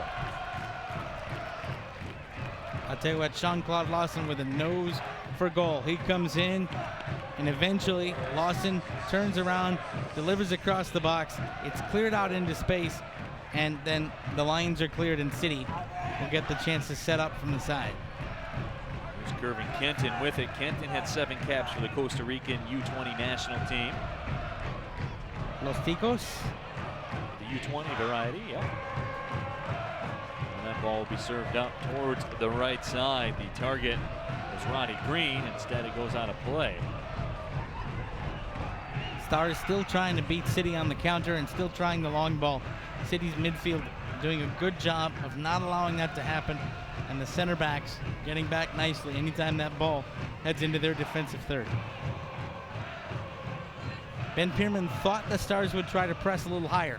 That back line is a little higher up the pitch, but not high enough, because they've got to respect the speed of Mondi and Roddy Green and Jean-Claude Lawson. It's all well and good to want to press higher, but the higher you press, the more vulnerable you are at the back. And with City's front three tonight, you always have to watch. Ball played out, but it settled down over on the left side, and now it's served back in towards the box, and Cyrus Sadie will touch it towards midfield. Mondi steps through it. Retreating is Niall Higgins, making the chase back, and Higgins will serve it up with the left boot to no one in particular as that ball trickles over the sideline. Now it's time for the weekly trivia presented by Fago. This week's question: how many different pierogi fillings can you buy at Srodex in Hamtramck? How many different pierogi fillings can you buy at Srodex in Hamtramck, one of the legendary stops here in Hamtramck? We will get you the answer in just a little bit to our weekly trivia question presented by Fago. Tell you what, I don't know how many varieties they have, but give me sauerkraut all day and all night. Yeah, that's definitely a traditional play. There's no question about it. Listen, I have some Polish heritage in me. Sauerkraut pierogies are it. They are incredible. And a good potato pierogi too. You are. Classics all the way. I am. You know, I could never quite get behind the plum. My grandmother used to make plum pierogies. No, never did it. I can do a prune punchki, but never the plum pierogies. The prune punchki. That's classic. That's classic, man. Tackled to the ground by Tommy Doko. Come down here to Palace Bakery on Punchki Day. If you can get in. I send people. I don't wait in the line myself. I'll give somebody 20 and come down and get some pierogi or some punchkis. Yeah. Kidding me? I don't have the stamina for that. Obviously a madhouse down here along that time of year. Cyrus Sadie, nifty touch. Sean Lawson and a whistle, and the flag is up. Here's another look at Kervin Kent was flat out tackled. Yeah, and got the boot up there, and people have a right to be angry on that one. Ben Pierman, he tends to take up residence near the fourth official for a lot of the match, and you can be rest assured that if he doesn't think things are going his way, you're going to have a chat with Ben. We'll get you one more look at it. Kervin Kent, yeah, just go ahead, reach up his shoulder, and then when you get beaten, reach up and grab him again, and Tommy Doko was just a little just a little too rough, and Curvin just kind of says, my beard's better than yours, and I have to throw in. Curvin Kenton tosses it in. Detroit City looking to go to work. Yet again along that goal line, ball trickles out. A goal kick upcoming to Pierce Skinner. So Skinner in for Mwembia to start the second half, in goal for the Stars. Stars, as we said, with a mark of 1 win, 3 losses, and 5 draws. And for what it's worth, another point by Detroit City would officially eliminate the Michigan Stars from playoff contention, as that list continues to grow. Milwaukee already eliminated, Kalamazoo eliminated, obviously FC Indiana eliminated.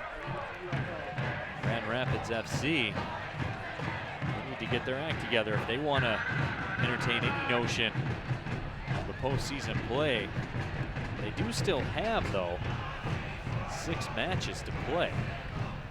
So there are still points on the table. That's a lot of back half matches. That's not always a good thing. As we said, points on the table better than matches in hand, especially when the quick turnaround of matches they'll have plays into some injury issues or some fitness issues.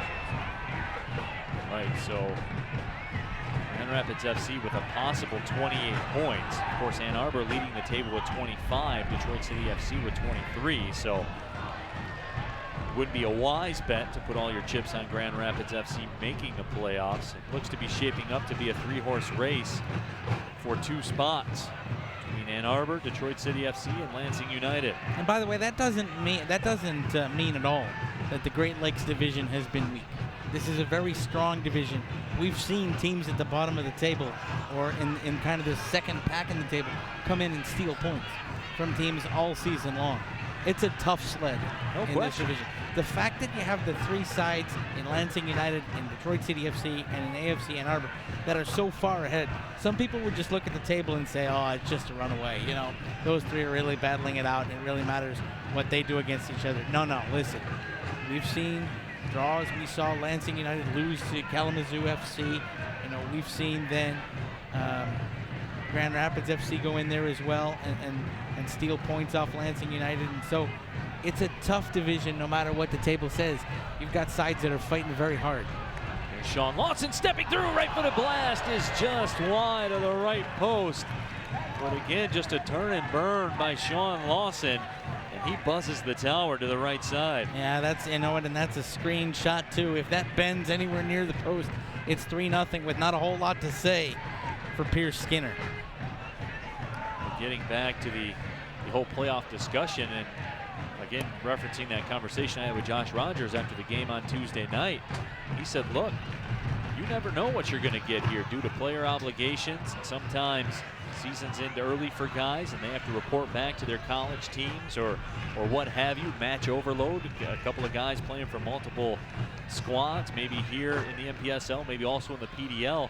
You never know what can happen as things begin to shake out here, especially down the back stretch towards the playoffs. Sure, but that's why Ben Pierman, whether City make the playoffs or not, and the way they're going, it'd be hard-pressed to not see that happening on this spin here. As Sadie comes forward. Left-footed shot is in the back of the net. Cyrus Sadie strikes again. 3-0 City. Oh, my Cyrus. He's got an assist tonight and a goal. Acres of space, off to the races, and places it perfectly.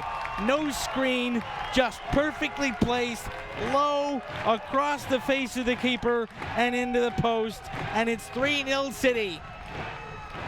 The horses are out of the barn now here at Keyworth, as Cyrus Sadie brings a crowd to their feet. Robert Court will check into the game for the Stars. A.J. Shaw will come out. And Shaw right now and the Michigan Stars looking for answers as the smoke pours out of the Northern Guard. 3-0. You wonder, as the goals begin to flow, the smoke supply for the Northern Guard under heavy duress. Here's Tyrone Mundy again to the middle. Goodman tried to touch it up in the air. Now Bakey Goodman still has it. Toe punch wide. He thought Curvin Kenton was going to go further forward. Now let's take a look at the upcoming games. Of course, next Friday, all eyes will be on Keyworth Stadium here in Hamtramck as AFC Ann Arbor will roll into town. Make sure you get your tickets. A huge crowd will be on hand next Friday when AFC Ann Arbor comes in. And also, too, don't forget, John, not only will that game happen on Friday, you got a quick turnaround on Sunday at 2 p.m. You got to go to Lansing and take on Lansing United. Not the entire story, but a lot of the story will be told next weekend in terms of how things are going to shake out here in the MPSL standing. Sure, absolutely. You sit there, and then City going to get a week off here to get ready for AFC Ann Arbor. Then they have 2 against Lansing, so you're only prepping for one opponent. Things set up very nicely for them. That was blocked by Stephen Carroll, so probably the best opportunity of the night for the Michigan Stars. Wilfred Williams curls one towards the back post, but Fernando Pena will escort that one out of bounds. City still buzzing here, and I want to go back to something you said prophetically, partner, in about the 40th minute of the first half. When we were talking about what happened. I blacked out. I'll tell you what, the City. You were talking about the City back line moving forward and taking what the defense gave them. Well, that's exactly what Cyrus Sadie's goal was. He was waiting for someone. I don't think he was ever in that to get on goal and take a strike and shoot. Now let's get you the answer to our weekly trivia presented by Fago. We said, how many different pierogi fillings can you buy at Srodex in Hamtramck? And this answer shocks me. 39. There are 39 available fillings. Do you guys know that one? Everybody here in the booth, Lindsey Pearson and her crew. I did not know they're that. pierogi elite, so of course they're going to know. They knew exactly 39. Notable ones are coney dog filling and a corned beef pierogi for St. Patrick's Day. So Lindsey Pearson, where do you stand out on the coney dog filling for pierogies? Do you support that, or that's too crazy for you? See, that's a little You're about crazy that life?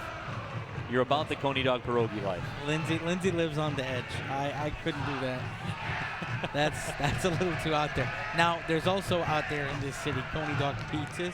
See, for me, I just like conies and conies. Substitutions coming on. Nate Tremonti coming in for the Stars. Tyrone Mundy will get a nice hand as he comes out of the game. Tyler Moorman comes in to replace Mundy. He got the party started here early in the first half with a beautiful chip. And he gets a hug from Ben Pierman coming off the pitch, and he deserves that hug from Ben Pierman. He'll get a lot of hugs from a lot of folks. Oh, Mundy has burst on the scene here for Detroit City FC in grand fashion, leads the squad in assist. But tonight, it was a goal scorer's goal early on. A sublime little chip. Yeah, Detroit City right now in charge, up 3-0. We were talking about that Cyrus goal. I don't think he ever was meaning to shoot. I think he was just waiting for someone to come and challenge, and he was going to pass to one of his forwards. But that's what City's done all night. They've been in charge. They beat the offside trap a couple times.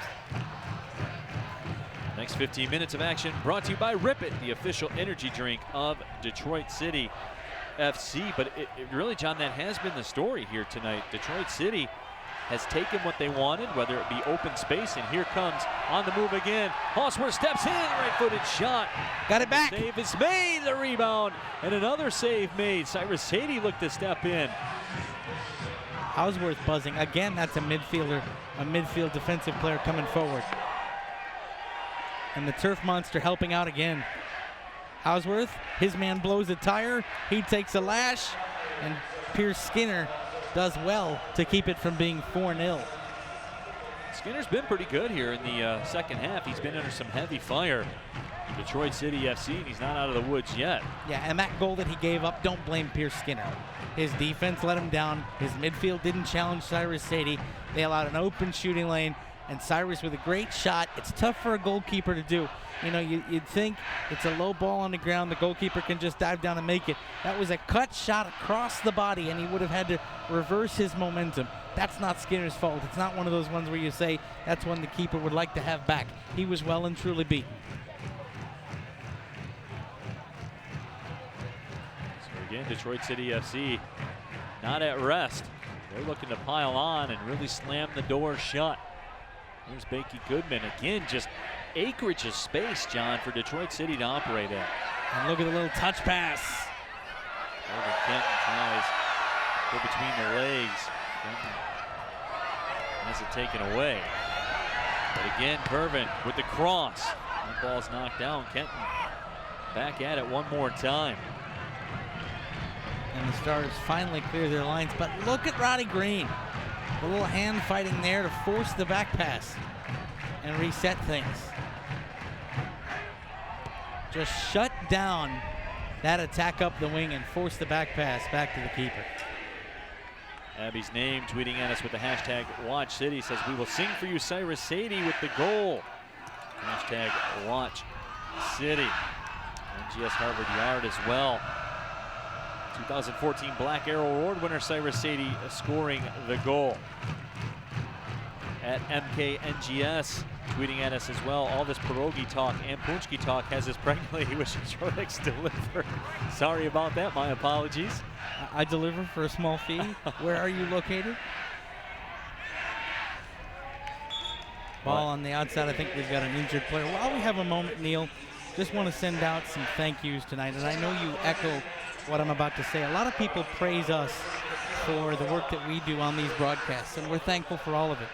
But we really couldn't get it done without the people you don't see that get here 3 hours before we do and leave after we do, and that's our crew. The director tonight, Matt McCullough. The AP tonight, Adam Moyet. On replay, Miles Fish. Graphics tonight, giving you all those stats, is Corey Bird, Christine Labs, and James Robleski are on audio. Your cameras tonight are Enver Shaplow, Zach Foster, Mike Grabmeyer, and Craig Jones. Nick Candela is your statistician, Deshaun Davis, and Dylan Hufford, the utilities. For all of the positive comments we get about our work, we couldn't do it without the best crew in the business. Thanks, guys. Offside flag is up. Sean Lawson offside. There is Zach. Hey, happy birthday. Is that Zach's birthday? Happy birthday, Zach. That way, Zach. Birthday boy, partying down here at Keyworth. Yeah. He's young. 31 years young. Yeah, good for him. And also echoing those sentiments, and it's great to have Adam Moyet back here with the crew as well. Adam lost his mother and missed a couple of games. So Adam, we shared in the condolences. We missed you while you were gone, and we're happy to have you back here tonight. Amen, brother. We missed you, and we know it's a tough time, but you're family, and we're glad you're back in the chair. Absolutely. And Nick Candela, we got to get out on the golf course. We got to get Ember out there as well. And I'll show you guys how to play the game. So 3-0 the score. Detroit City's been showing everyone how to play the game here tonight. They have the lead in the 66th minute. The Stars trying to form some kind of offense here tonight. This is what happens when you're down 3-0. They've waited too long to make an adjustment. They tried for the first 60 minutes of this match to beat City and beat their center backs by going long ball. And then when that didn't work, they tried going up the wings and got closed off. Now they're trying to play the 1-2s and advance the ball up the field. The problem is they've waited so long that City is able to adjust, and they're able to play with a lead. And so these adjustments really for Stars coming too little too late with 24 minutes to go. I've seen comebacks from 3-0 with 24 minutes left.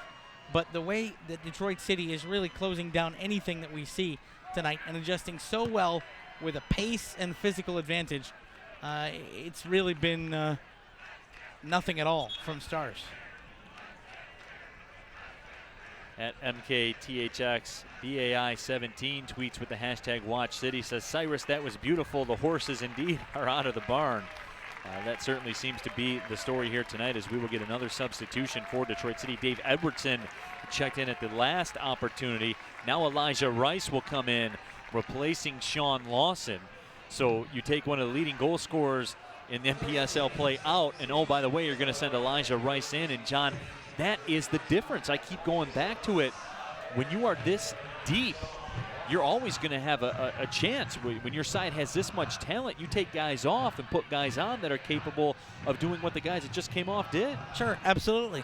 We've seen City clubs in the past that when the starting 11 got leggy, the depth that came on just wasn't there. They were a step slow. They weren't as technically sound. Now, you take off Lawson, you bring on Elijah Rice, who's got goals in 2 of the last 3 games. And so now you're going, and he's faster than Lawson. Right. In terms of getting in on goal. And so it's out of the frying pan into the fire. But the other part of that is the buy-in we've been talking about from City for about the last, 7 matches. And that is that all of these guys, look, they're good players in their own right. They're coming from colleges where they're some of the best players on their squads, and they're having to come in, and they don't always get all the game time all the time. Elijah Rice, he's sitting there thinking, you know what? I've had a really good run of games. How come I wasn't in there? How come it was Roddy Green in there with Mondi and Lawson? How come it wasn't, Lawson, Mondi, and Rice?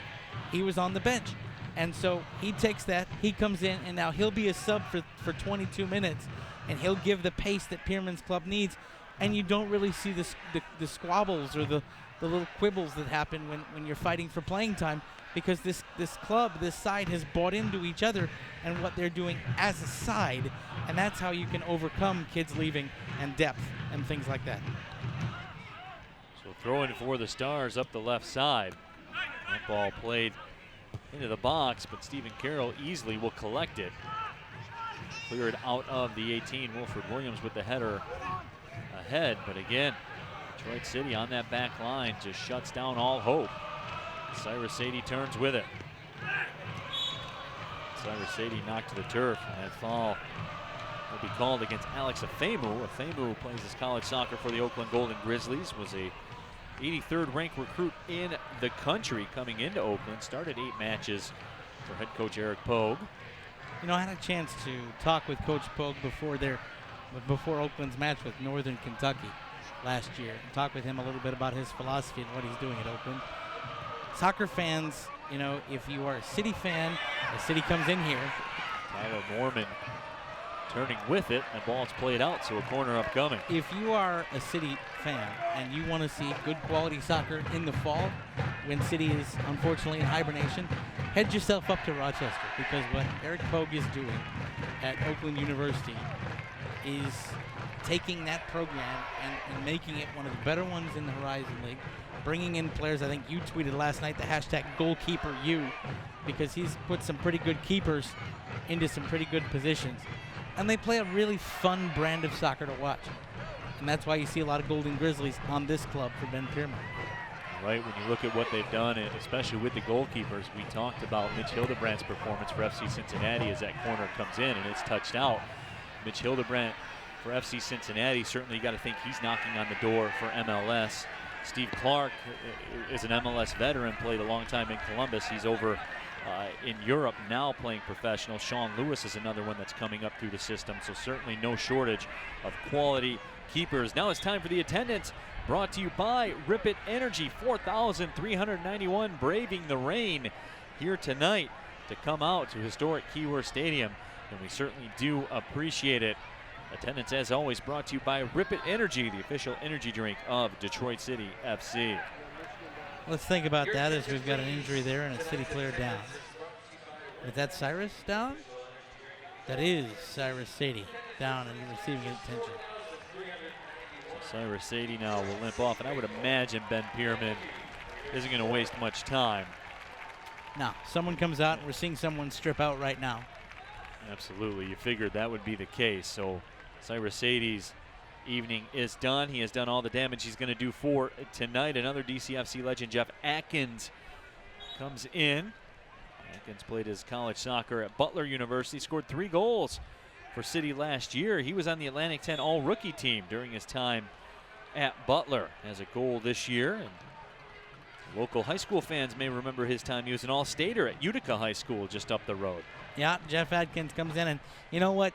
You never like to see Cyrus Sadie come off having to receive medical attention, but Jeff Atkins is the perfect player to put in here with 19 minutes to go, because he's another hold it up, ball control kind of guy that's going to just eliminate chances for the Stars and help the defense clear the lines. They should do that quickly here. There it is. There's the boot out and send it out and reset things.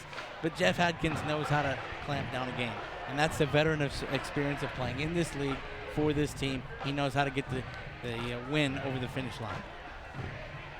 A lot of Twitter chat right now, a lot of tweets coming in with the hashtag #WatchCity, but there's been some spin-off discussion about pierogies.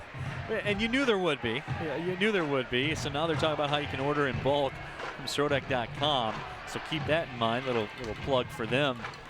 So you can order in bulk, get your fill. Lindsey Pearson, you can get your Coney pierogies till you're heart is content and you can get them in bulk. And she has a big smile on her face right now because she is excited about that. I'm sorry. Much love to Schrodex. I couldn't do it. Here comes Rice. Elijah Rice into the box. He's taken down. Oh, no. And the official will not award the penalty. He waves emphatically off, but he was so far behind that play. You know what? He's the referee. You wonder, as Elijah Rice is down. That's. Let's take another look at it. You be the judge. That's a penalty. Yep. That's a penalty every day of the week and 3 times on Sunday. You know what? I'm just going to leave that go because the replay and our great shots from our 4 camera people tonight. That's the Northern Guard respectfully disagrees with that non-call. And if we weren't governed in a broadcast by the FCC, I'd join them in that disagreement. That's ridiculous. So maybe a bit of a mercy non-call for the officials. That's atrocious. Joe Sachowski, the head referee here tonight. Drawing the ire right now, 4,300 plus at Keyworth Stadium. Well, you're up 3-0. You know what? The only positive about that decision is thank God for Ben Pierman it happened when they're up 3-0. Because if that's a 0-0 game with a quarter of an hour to go and you don't point to the spot. It might have been a situation where if it's different circumstances, it's a different result. As Fernando Pena comes off the line, Wilford Williams frustrated as he has been here tonight, trying to create some kind of offensive punch. It just hasn't been there. Atkins off the nifty boot from Pena. Elijah Rice spins and it's just played out his way. Again, you get the sense, John, Elijah Rice is lurking right now. Oh, he's buzzing. He was going, and he took that little flick there, and he was ready to go in on goal again. That's the thing. You see just the way he carries his body. Look at him, immediately running off the defender, running back to get the ball, setting up the 1-2 with Atkins, and then he gets played out of play. But Elijah Rice jumping right in there. And look, if you get an ISO on him, he's already walking toward the back post. He's one-on-one via defender, and then he curls off to try to create some space. Heads-up play. So another throw-in coming for City. We're in the 76th minute.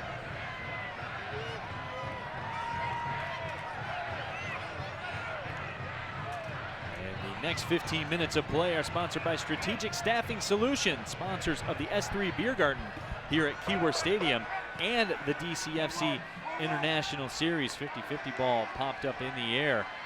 And now Detroit City will try to settle it down. The captain, David Edwardson, ran over, unable to get things settled. And don't forget, DCFC International Series presented by Strategic Staffing Solutions. Venezia will be in town July 18th. And John, I am excited beyond belief for that. The Serie B squad from Italy coming into town. Of course, Filippo Inzaghi, Italian football legend, the head coach. That one, when I get to meet with him, that one will get me a little bit. Like I don't, throughout all the games I've done and all the situations we've been in, usually that stuff doesn't come up into play, but I'm going to be honest with everybody. When I get the chance to meet Inzaghi, that one is, that one will be special. And here is, again, there's the first challenge from behind on Sadie. And there's the challenge on, and Pimlock goes in. He should have seen a yellow for the first one, and he should be off for the second. But he's on the pitch, and that's why we're wearing the headsets, and the man in blue tonight is making the calls. Michael Pimlock plays for the Michigan State Spartans, played over 1,300 minutes as a freshman defender for Michigan State last year, so he's used to pressure-packed situations. As we will get another substitution for Detroit City. Owen Hoskins will come in to the match. The man with the beard, Kervin Kenton, will come out, so his evening is complete. Kervin looking a little ginger as he walks down the bench. Hope everything's all right for him. 77th minute here at Keyworth Stadium, 3-0, and another City player down. Wearing some turf pellets on the side of the head. as the ball goes out of play. A couple of tweets coming in. This one from Brian. He echoes our sentiments about our great crew tonight. He says, outstanding job for the entire crew. You don't know how much it means to all of us watching from away. That boot was up. That was a high boot. In the air. Wow. So Bakey Goodman is worse for the wear after that whole situation.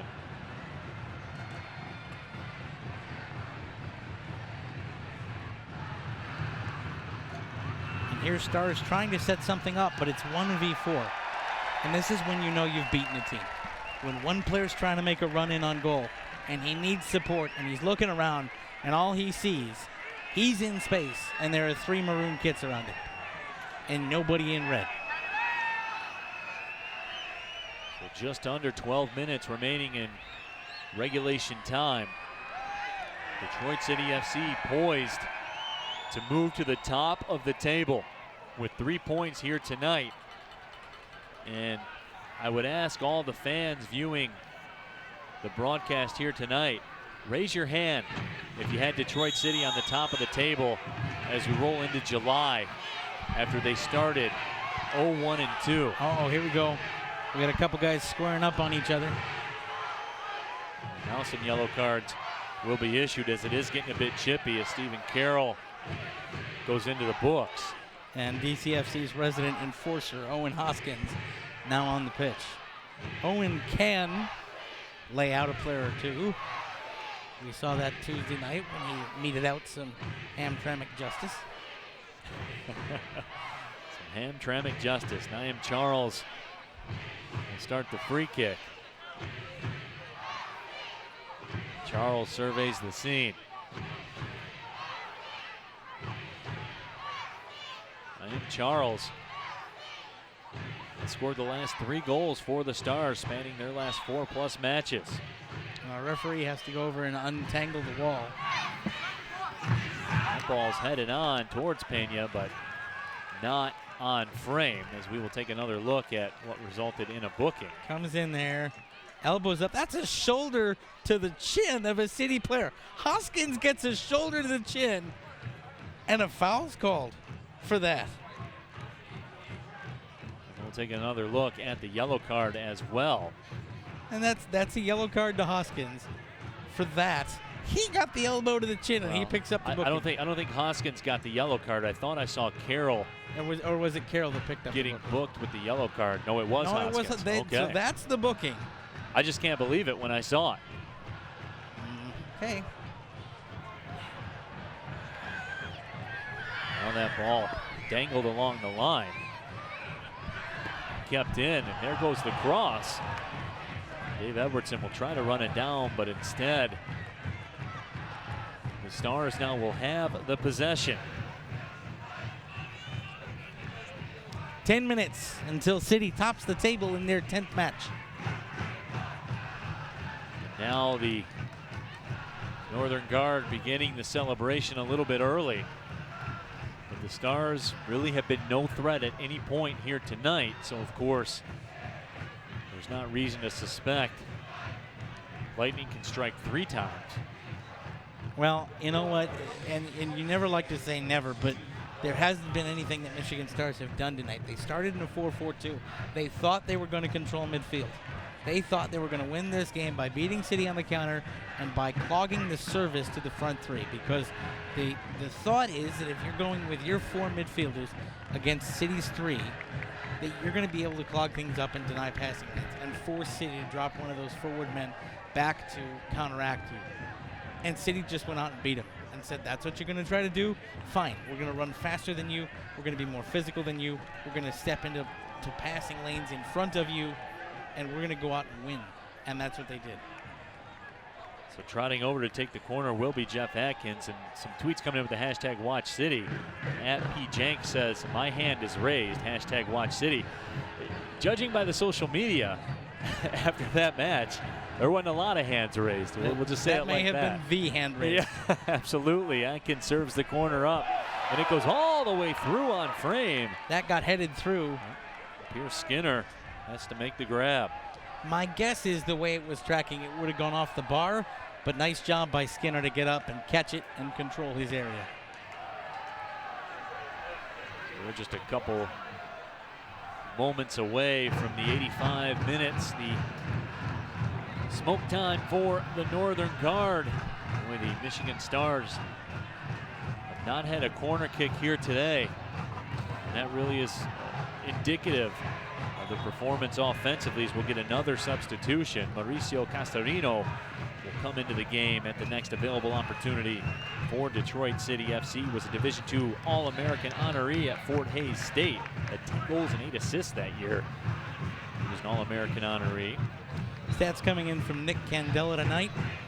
First of all, the Michigan Stars yet to have a corner, so the City back line playing incredibly cohesively as a unit and not having to clear their lines away and concede corners. The other stat I want to know is we're in the 84th minute. How many shots on goal? It was 1 at halftime.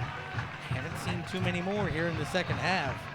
It's just been a dominating performance and a really great play in midfield for Ben Pierman's club that has taken a lot of heat off the back line. Robert Court settles things down. Court plays his college soccer at Michigan State, was a captain of the Vardar Academy in high school, also was on the ski team in high school. Not a big winter sports guy. I would be on, if I were on the ski team, I'd be on it for half a run down the hill, and then I'd be on the Ironman traction team in the ski hut drinking cocoa. Now the official has his hands in the air. That attempted clearance. And now he's telling everybody to back up. So, John, we're getting in some dangerous territory now here in the 85th minute. Let's take another look at it. Dave Edwardson tried the bicycle clearance. I think that was Alex Afemu that ran into that clearance. Yeah, but you said it right. He ran into the clearance and ducked his head and really was not in a great position to play the ball. He got caught, yes, but you call a foul for that just outside the area. The decisions for playing at home, the decisions have been decidedly interesting on a number of occasions tonight against Le Rouge. So now Wilford Williams and Naim Charles will stand over it. A couple of good options here for the Stars. And usually, John, frustration takes over, and whoever ends up taking it is almost guaranteed to be putting a shot on the frame here. Either that or well over the bar. Charles does, and sends it over top of the bar. It's 1 of 2. 1 of 2. So heading into June, City were 0, 2, and 1. Since the scoreline, Detroit City 15, opponents 4. Let's take a look at it. There you see the first part of the season. 3-3 draw with Milwaukee thanks to a Max Todd equalizer. Then a draw with Michigan Stars. Then a loss in Ann Arbor. Then the streak starts. The 3-1 win against Grand Rapids. A 2-1 win in Indiana. Wins over Kalamazoo FC. Grand Rapids FC. The sweep over Kalamazoo. And then the last week, the match in Milwaukee on Sunday and a great win Tuesday. You can't ask for much more. It's a crazy 8 for Ben Pierman's club here tonight in Hamtramck. Tack on what's happened tonight. It's an 18-4 stretch for Detroit City FC as the 85th minute smoke pours out of the National Guard section. Again, the rainbow-colored smoke celebrating the end of Pride Month. And those guys are feeling good, and they should. Their side's up 3-0 and about to take up residency at the top of the table. Here comes Elijah Rice on the run. Rice. Offside. The offside flag waves. But the details of that really are inconsequential. The cakes are on the griddle here in Keyworth Stadium as we cross over into the 88th minute. Detroit City FC is going to pick up another win, and it sets the stage for a huge match next Friday against Ann Arbor. And John, you would really think in terms of that, and obviously depending on what happens tomorrow in Ann Arbor with Lansing United, you would really think next Friday may be a winner-take-all situation. Well, it certainly is. A winner is in the driver's seat Right. with a car in gear situation. Absolutely. Because it can be that kind of demoralizing moment where You know you have to come in. Now AFC Ann Arbor knows they have to go out and put up a performance tomorrow. If they don't, City will come in here to Keyworth with the lead. They're playing at home. The match at Holloway Field, I think Northern Guard supporters outnumbered the AFC Ann Arbor supporters on that day. They traveled very well, and then you have to come into Keyworth with 5,000, 6,000 plus Detroit City faithful here to watch their team play. For City to have that kind of a setup, it's advantage Ben Pierman's club, and City will be more rested finally when we get ready for next weekend. By the way, tickets still available for next Friday's match with AFC Ann Arbor. You can get them by clicking on detcityfc.com. You click on the tickets tab, and you can buy those tickets online, save time at the gate. And I would advise getting in as early as you can, because I'm going to venture a guess we will probably see our largest crowd of the year to date next Friday when Ann Arbor comes to play. I don't think it's probably at all. I think we will. Everything will be on the line next Friday. Just about 89 minutes down here. Detroit City FC looking to salt away the last few moments of a thoroughly convincing and dominating win over the Michigan Stars. If you had to pick a man of the match tonight, Neil, who would it be for you? I mean, it's simple to go down the list of goal scorers, and I always like to give it to Cyrus Sadie whenever you can. But you know, to me, this game, the result of this game and the way this game sits, and I may be overthinking it a little bit, but you could really go through the midfield, anywhere in the midfield, and take your pick. There certainly have been worthy performances all over the field, but it always goes to the goal scorers, and sure, rightfully so. They get all the glory, and that's fine. That's how you keep track of things in this game. You're absolutely right. For me, the midfield is, if I could give 3 men of the match awards, see, you are soccer elite. You got that one right, my friend. The City midfield has been great tonight. They have controlled midfield. If I had to give it to a player up front, I want to give it to Roddy Green. He had a goal and an assist, and the feathery touch that he put forward to be a part of, or rather Cyrus Sadie had the goal and an assist. Roddy Green great up front as well.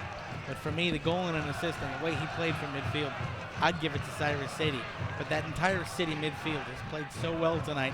They have earned the post-game meal and an awful happy weekend to get ready for AFC Ann Arbor next week. So we are in stoppage time. Pierce Skinner will come all the way up and play that short. Seemed like a long way to run to play a ball short like that, but it's sent into the box. Not to be punched up and out. Not to be outdone, by the way. And here comes Elijah Rice, and he's got Jeff Atkins with him. It's a jailbreak for DCFC. Rice across, Atkins in the back of the net. The horses are out of the barn here at Keyworth. 4-0 Detroit City.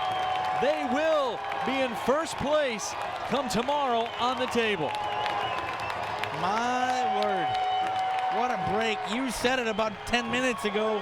Elijah Rice was buzzing, and he finally got on the end of a scoring play. A little feathery touch to Adkins, who stays on side to get in and taps it home.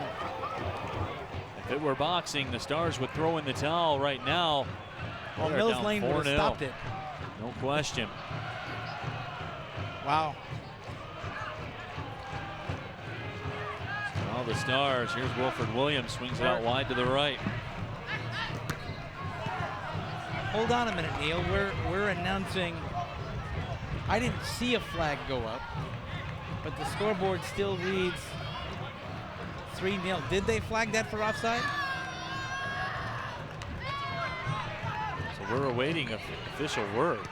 And there's a shot and a goal for the Stars here in stoppage time. So Peña's shutout streak goes by the books as the Michigan Stars get the goal.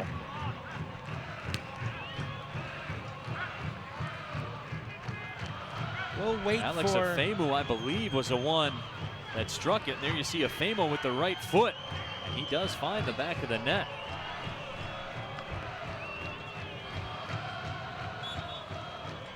So the Stars get the goal.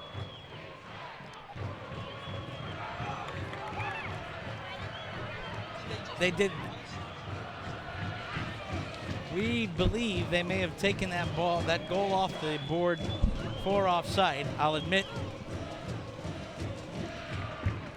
that Famo gets the goal, so we do know that for sure. So Pena's shutout streak will fall short of going 2 complete games.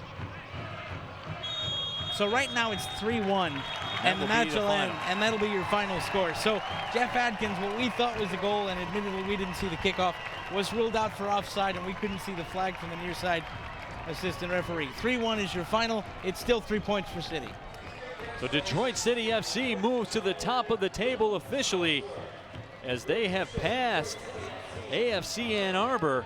City now with 26 points. And there it is, the new and improved league standings, including the result here tonight. And John, that's a beautiful thing to look at.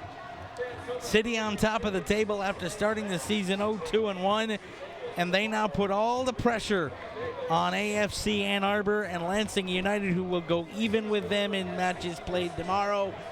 If a draw happens, City and AFC Ann Arbor are level heading in. Otherwise, City still controls their own destiny. Wouldn't it be fun to see them both on top with 26 points and have a winner take all next week at Keyworth with Lansing further behind? And right now, City with an 8-point advantage over Lansing United. That puts an incredible amount of pressure on Lansing to try to get a result tomorrow night against Ann Arbor to even stay in the race. And keep in mind, Lansing United still with 2 matches against Detroit City. So even with a draw scenario that you talked about, and even a Detroit City FC win over Ann Arbor next weekend, you still have those 2 matches hanging over your head against Lansing United. So officially the Stars have been eliminated from the playoff race, and it looks to be shaping up to be a 3-horse race for 2 spots. And that horse right now, as you see the guys in the LaRouge jerseys, they have the lead as we begin to come down the backstretch of the league season. Well, Ben Pearman will talk with Lindsey Pearson shortly, and I have a feeling the tenor of that conversation is going to go something like this. They excised some demons from earlier in the season. They led at the break 2-0. They had the same lead they had going into the second half in Berkeley earlier this year. But instead of backing off, they put the hammer down, and they're on top of the table, and they've made it through the NPSL gauntlet that happens when fixture congestion that is common in 4th tier soccer. They got through their fixture gauntlet of 4 matches in 8 days, and they did so with 12 points of a possible 12. You know, it's not always easy to go and continually have the pressure on you because you're playing teams below you in the table. But City responded. They survived Milwaukee, and now they're atop things. And now we will send it down to our sideline reporter, Lindsey Pearson, standing by with head coach Ben Pearman. Lindsey. Thanks, Neil. Coach, you started the season with 2 draws and a loss, and now you're riding an 8-game winning streak. What do you attribute this stretch to? It's more just the process. I think look, we're a big club for this level. We're a big club for really any level, but these guys felt the pressure early on, and we had to just say, look, if you trust the process, wins will happen. And if you count playing 2 pro clubs with the crew in Glen Torrent, I think that's like maybe 10 total in a row. And we've played better defensively. We cleaned up errors, cleaned up just stupid little mistakes, and we just got more players in, better training, better cohesion. I mean, we've still been devastated by injuries, so hopefully it doesn't catch us, but that's been the biggest thing overall, is just every single drill, every single practice, every single game, 1 step at a time. So that's good for that. I mean, I think at the end of the day, they still have to show up and work their tails off, and tonight we were, for 92.5 minutes, we were awesome, you know, and that was very good. And how important has depth been for your team during this winning streak? Yeah, I mean, especially the last 8 days, 4 games. So, I mean, I don't know how many players we've used, but, you know, Shiwi, Jordan, Tyler, George, they're hopefully pushing to be back for next weekend. But, you know, we're still, like, the guys that have gone down. Spencer goes down, Curvin right back in there. You know, Louis goes down, Bakey steps up. Franco goes to Israel, and there's Luke. So, like you said, the depth's been good. We've kind of had a plan of attack, and I think it's worked. But, you know, we're going to give them 4 days off here, 2 training sessions, and then a big double weekend next weekend. Thanks, Coach. And, guys, I'm also joined by Luke Hosworth, man of the match tonight. Luke, dominant performance from you guys. What do you see from your team out there? We were just on a very good We've been on a good run, so everybody was coming out flying. We knew we had to come out fast to get the 3 points and just keep this win streak going. And how good does it feel? 8 league games, 10 overall. How good does this winning feel right now? Oh, it feels great, but we can't get satisfied. We've got to keep pushing. Training's been good. Coach Pearman keeps us going, and these fans, of course, we want to play well in front of them and get every win we can. And I was going to ask you, I always ask the new guys what it's like to play here in front of these fans.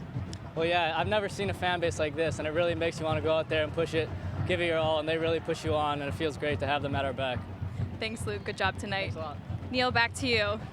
Thank you very much, Lindsay. 3-1, the final score here as Detroit City FC again vaults to the top of the table with the win, and they are on a roll. But John, you look at it like this.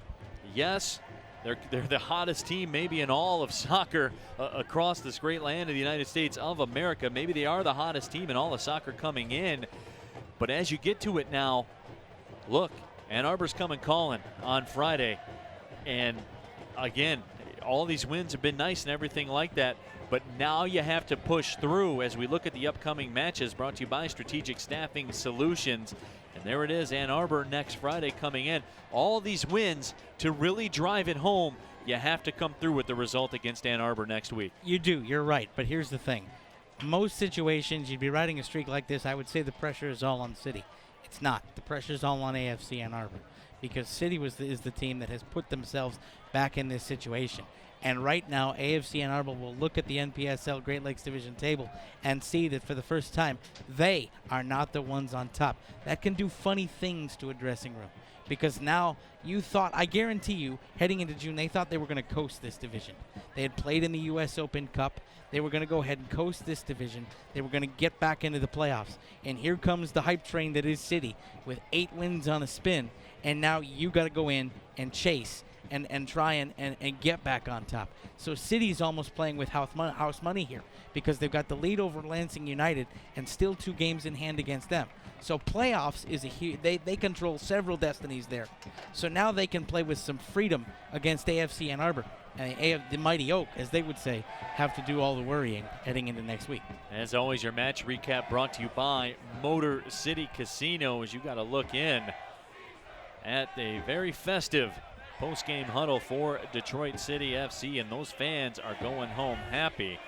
And make sure you go to DebtCityFC.com for all your post-match coverage. You can read the recaps, and as always, that's brought to you by Motor City Casino. So, as we take a look one more time at the table, and why not take another look at it? It's a beautiful looking table. It's the best. It's the best this table has looked all season long, John. It's a beautiful table. You got the Rouge background and that gold line up there on top. That's Detroit City FC atop the NPSL Great Lakes Division. Yes, they've played one more match, but it's 2-3 against each other, and it's a win-win situation for City, no matter who comes out of that one on top. You head into next week, it's going to be off the hook here at Keyworth. Buy your tickets now.